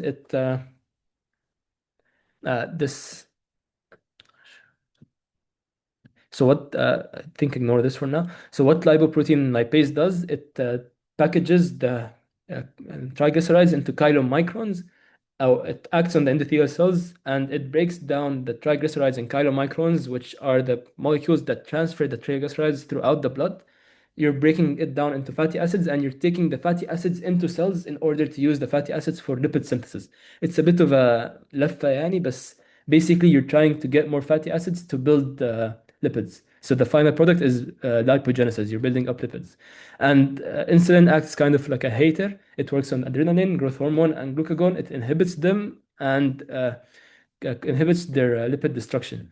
You're also inhibiting fat oxidation since you're using your free fatty acids to build up. You're using your free fatty acids to build up triglycerides. So you're not going to use it in beta oxidation. By doing that, you're decreasing ketogenesis. So you're decreasing the production of ketone bodies. and the net result is increase in lipogenesis and storage of lipids. So let's take a look at the effect on the liver. You're promoting glycogen synthesis by activating glucokinase and glycogen synthase enzymes. You're also inhibiting glucose 6-phosphatase, and uh, and this is the enzyme glycogen 6-phosphatase, which is the enzyme that breaks down glycogen. So you're promoting glycogen synthesis and inhibiting glycogenolysis. You're promoting glycolysis. So these are going to be your glycolytic enzymes, glucokinase, phosphofructokinase, and pyruvate kinase. Glucokinase because it's in the liver. You're promoting synthesis and storage of fatty acids, as we said, increasing the activity of acyl-CoA carboxylase and fatty acid synthase. Those are the enzymes involved in lipogenesis, and you're also promoting protein synthesis. In the muscle tissue, you're going to increase the amount of GLUT4 transporters, and you're gonna activate your glycogen again. You're gonna activate glycogen synthesis, this time by hexokinase. You're promoting glycolysis again by hexokinase, phosphofructokinase, pyruvate dehydrogenase, and you're promoting, this is supposed to be pyruvate kinase, and you're promoting protein synthesis and inhibiting protein breakdown. So again, you're trying to build up your muscles. So you're taking in the protein, you're using it to build up, you're taking in your amino acids and you're using it to build up protein, and obviously inhibiting protein breakdown.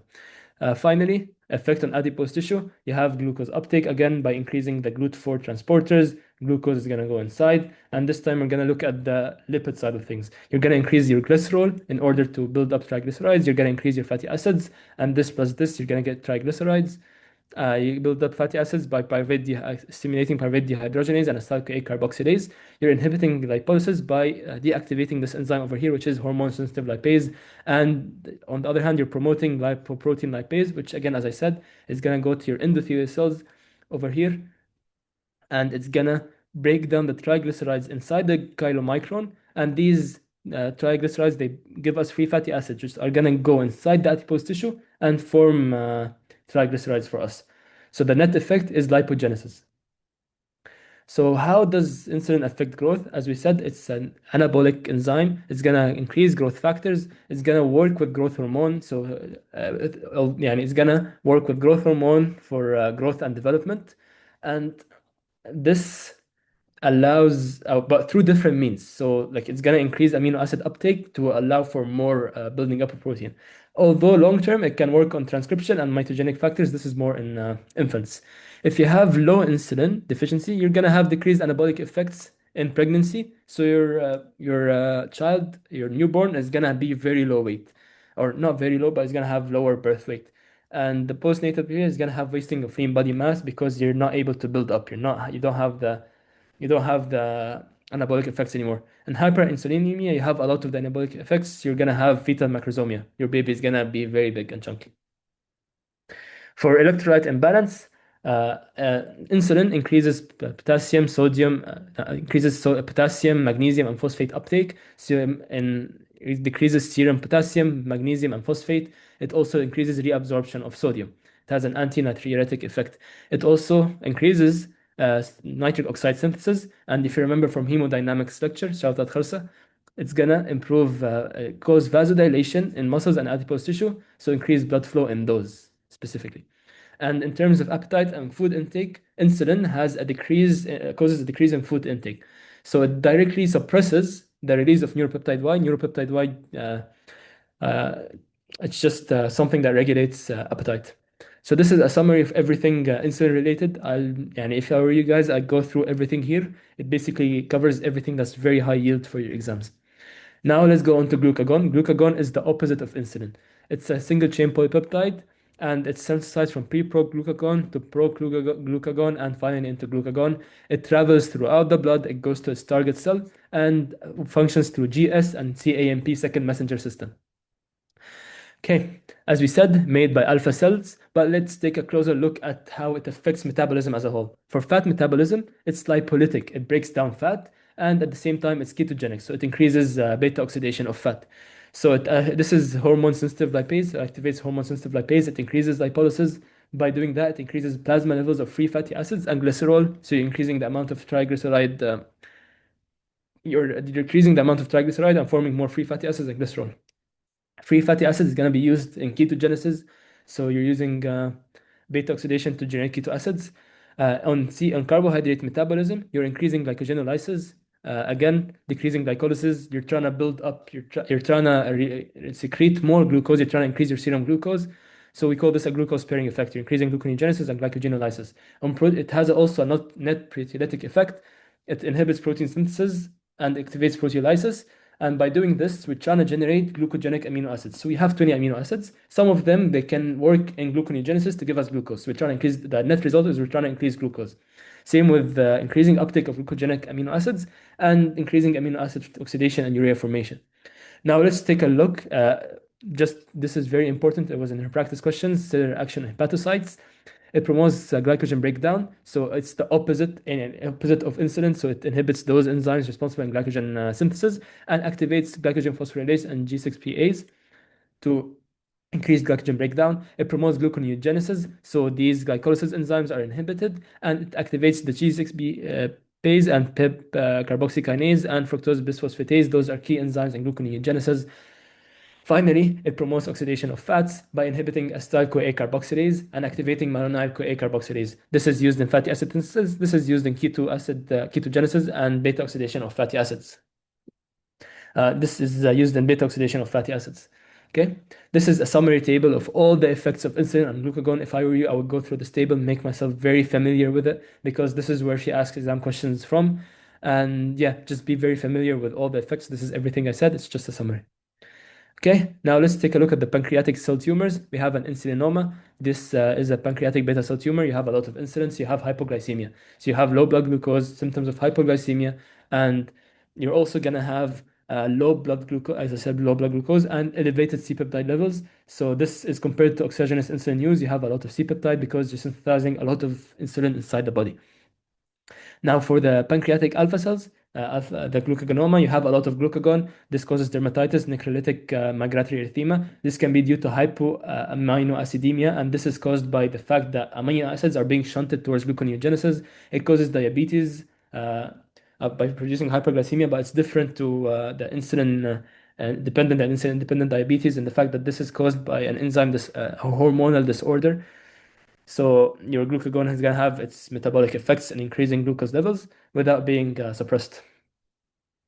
Okay, and one more thing is there's a loss of balance between insulin and glucagon when you have a glucagonoma because the effects of glucagon, they're going to be very overwhelming for the insulin to compensate. Now, for diabetes, it's a disease that's classically associated with polydipsia, polyuria, and polyphagia. Polydipsia means drinking a lot of water. Polyuria means urinating a lot. Polyphagia means eating a lot.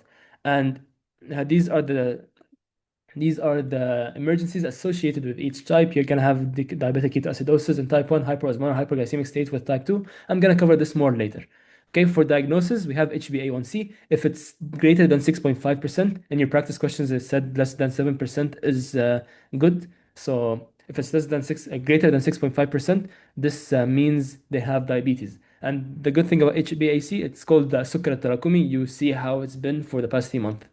Fasting plasma glucose, they've been fasting for more than 8 hours. So you're trying to see at around while they're fasting, how is their blood glucose? If it's greater than 126, you sense that something is wrong. I'll go back to this later. For random plasma glucose, if it's greater than 200 milligram per deciliter, you'll have to think something's wrong, especially if they have hyperglycemic symptoms. For the 2-hour glucose tolerance test, you tell them to have oral glucose at this point over here. This is time 0.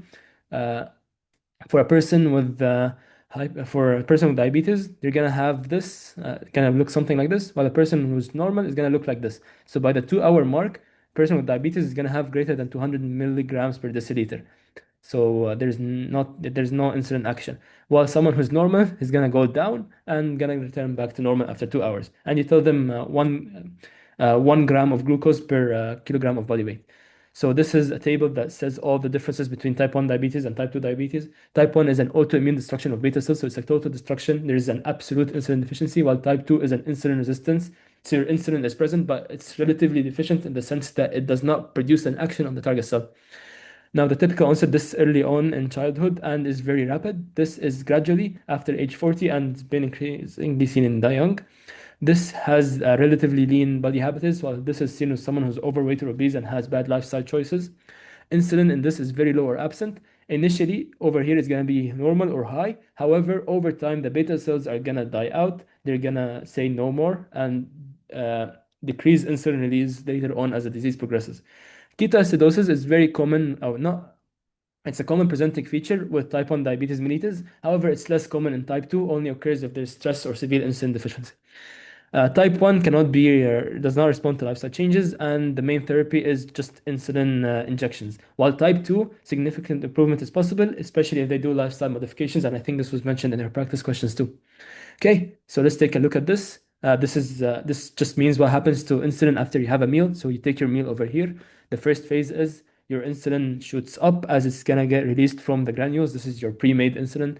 Phase 2, you're slowly releasing the newly synthesized insulin, and by doing this, or even the less accessible insulin, so it's gonna be a bit slower. Now, for type 2 diabetes, they're not going to have the initial phase at all. They're only going to have a second phase. This is very typical of type 2 diabetes. While type 1, since there's a complete lack of beta cell, and have a lot of beta cell destruction, you're not going to have insulin at all. So it's not going to go up after a meal. So these are the effects of lack of insulin and the no lack of inhibition of glucagon. So you're going to have hyperglycemia by increasing this glycogen. And again, this is basically what we said, increasing glucose uptake. You're going to have a lot of glucose in the blood. It's going to be more glucose. It's going to exceed the capabilities of reabsorption in the kidney. You're going to have glucosuria, and the glucose in the urine is going to carry water with it. This we call it an osmotic diuresis, and this causes polyuria and increase in urination, and the overall effect of this is hypovolemia. This is also going to dehydrate ECF and cause polydipsia by the fact that you're trying to compensate. Hyperglycemia also increases the osmotic pressure because you have a lot of glucose in the blood, so it's going to be more concentrated, and water is going to start moving out of the cell. This is going to cause cellular dehydration and again polydipsia and ECF expansion. So insulin, this is the effect of amino acids. You're going to increase protein catabolism. You're going to increase plasma amino acid concentration. You're decreasing amino acid uptake in target tissues and decreasing protein anabolism. This is going to lead to loss of lean body mass. You're losing muscles. You're going to have weakness. And this amino acid is going to get shunted to gluconeogenesis. And it's going to use of protein for energy in tissues and excretion of urea, and increased excretion of urea. Now, for lipids, you have your activation of hormone-sensitive lipase. Your triglycerides get hydrolyzed, a lot of free fatty acids. Those can get converted to phospholipids and cholesterol, and you're going to increase lipoprotein concentration in the blood, which can get deposited, causing atherosclerosis. You have a lot of free fatty acids to be used for energy. It's going to cause increase in fatty acid oxidation in the mitochondria, and this will increase acetyl-CoA, which is going to increase ketone bodies. And by doing this, you're inducing ketoacidosis, ketonuria, and acetone breath. This means you have a lot of metabolic acidosis secondary to an increase in ketones. This means ketones in the urine, and acetone breath is just a sweet smelling breath due to diabetic ketoacidosis. Now, this was something in the question bank, but not in the lecture. What's the difference between diabetic ketoacidosis and hyperosmolar hyperglycemic state? This is more associated with type 1 diabetes. This is more associated with type 2 diabetes. In this, you have a lot of glucose, often more than 600 milligrams per deciliter. So your plasma is going to be very concentrated, and you're going to have a lot of diuresis. So you're going to be dehydrated with a very high serum osmolarity. And the main classical thing you want to remember with this is there is no ketones and no acidosis. Only increased osmolarity, hyperglycemia, and maybe normal or increased serum potassium. DKA, on the other hand, remember this mnemonic for the symptoms. DKA is deadly. They can have delirium, cosmal respiration. They're trying to compensate with the metabolic acidosis, so they start breathing rapidly. And they're going to have abdominal pain, nausea, and dehydration. So this is a clinical picture for someone with diabetic ketoacidosis. And they're going to have hyperglycemia, increased potassium ions, and increased ketone in the blood. They might also have ketonuria because there's a lot of ketones. Also, total body potassium is depleted because you're losing more potassium in the urine.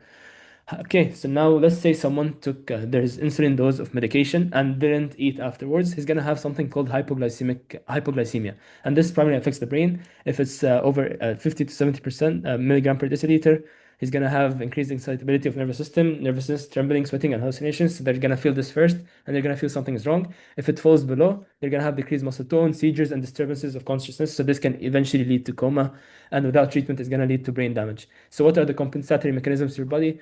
So hypoglycemia is going to increase sympathetic nervous system, and any hormones that influence that influence by any means increasing glucose levels in the blood. So you're gonna have your glucagon increasing, your sympathetic adrenal system increasing. So you're gonna have norepinephrine catecholamine effect.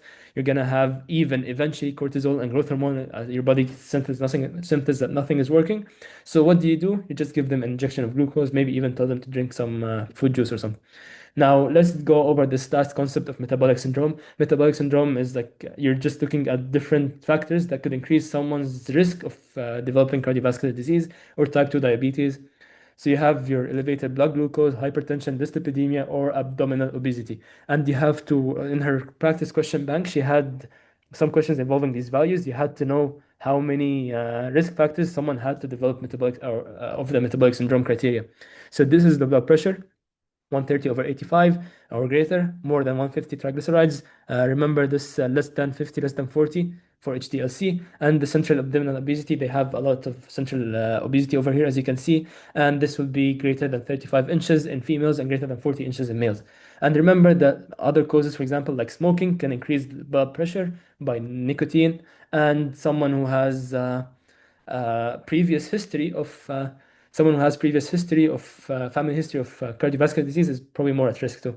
Now, insulin resistance over time is going to increase your appetite because, as we said, insulin suppresses your appetite by working on the central nervous system, centers of appetite, decreasing neuropeptide Y secretion. You're going to have more hepatic glucose production by gluconeogenesis and glycolysis. They also said you're going to have more lipogenesis in the liver. Your pancreas is going to have decreased beta cell survival because your beta cells, they're working over time. They're trying to increase their beta cells. They're trying to increase the insulin in your body. They're working over time. Eventually, they're going to die out. Muscle, lack of insulin effect on the muscles. You're taking up less insulin. You're taking up less glucose inside the cells, less glycogen synthesis. And abdominal fat, you're increasing triglycerides, decreasing lipolysis, and more macrophage inflammation. So you're going to have infiltrations. You're going to have inflammation in the abdominal fat. Arteries, again, a plaque formation because you're increasing the circulating LDL, and those macrophages, they increase due to the presence of plaque, and they're going to eat the plaques. Later on, you're going to learn in the lipoprotein lectures in Mol 2 that there's something called foamy macrophages. Don't worry about this for now. Now, for resistance vessels, these are the vessels found in your skeletal muscles, and they're going to have vasodilation. Finally, we have this thing over here. It's called acanthosis nigricans. This is a dermatological condition linked to metabolic syndrome. What happens is, since you have insulin resistance, you have an increase in insulin. This insulin increases IGF. When you increase IGF, you have more stimulation of fibroblasts to grow, and you're gonna have this thickening and hyperpigmentation in the areas of friction, like your axilla or your neck. And this is it for this endocrine review. We wish you guys all the best. Again, if you have any questions, don't hesitate to reach out to me or Kharsa. We're going to be more than happy to help. We really studied everything in endocrine, so don't be afraid to reach out. Scan this, please scan this for feedback. If there is any way we can improve, any way we can be better. And for this QR code, these are some resources I compiled back when I was first year. I thought you guys might find it helpful. We even made an amboss question bank and a first aid question bank that has a lot of the questions that's similar to that test all the high yield topics, and they're a bit more advanced. But if you do know them well, if you know them, and if you do solve them and know them well, inshallah, they're gonna help you out so much in the final. Now, wish you all the best. Assalamu alaikum.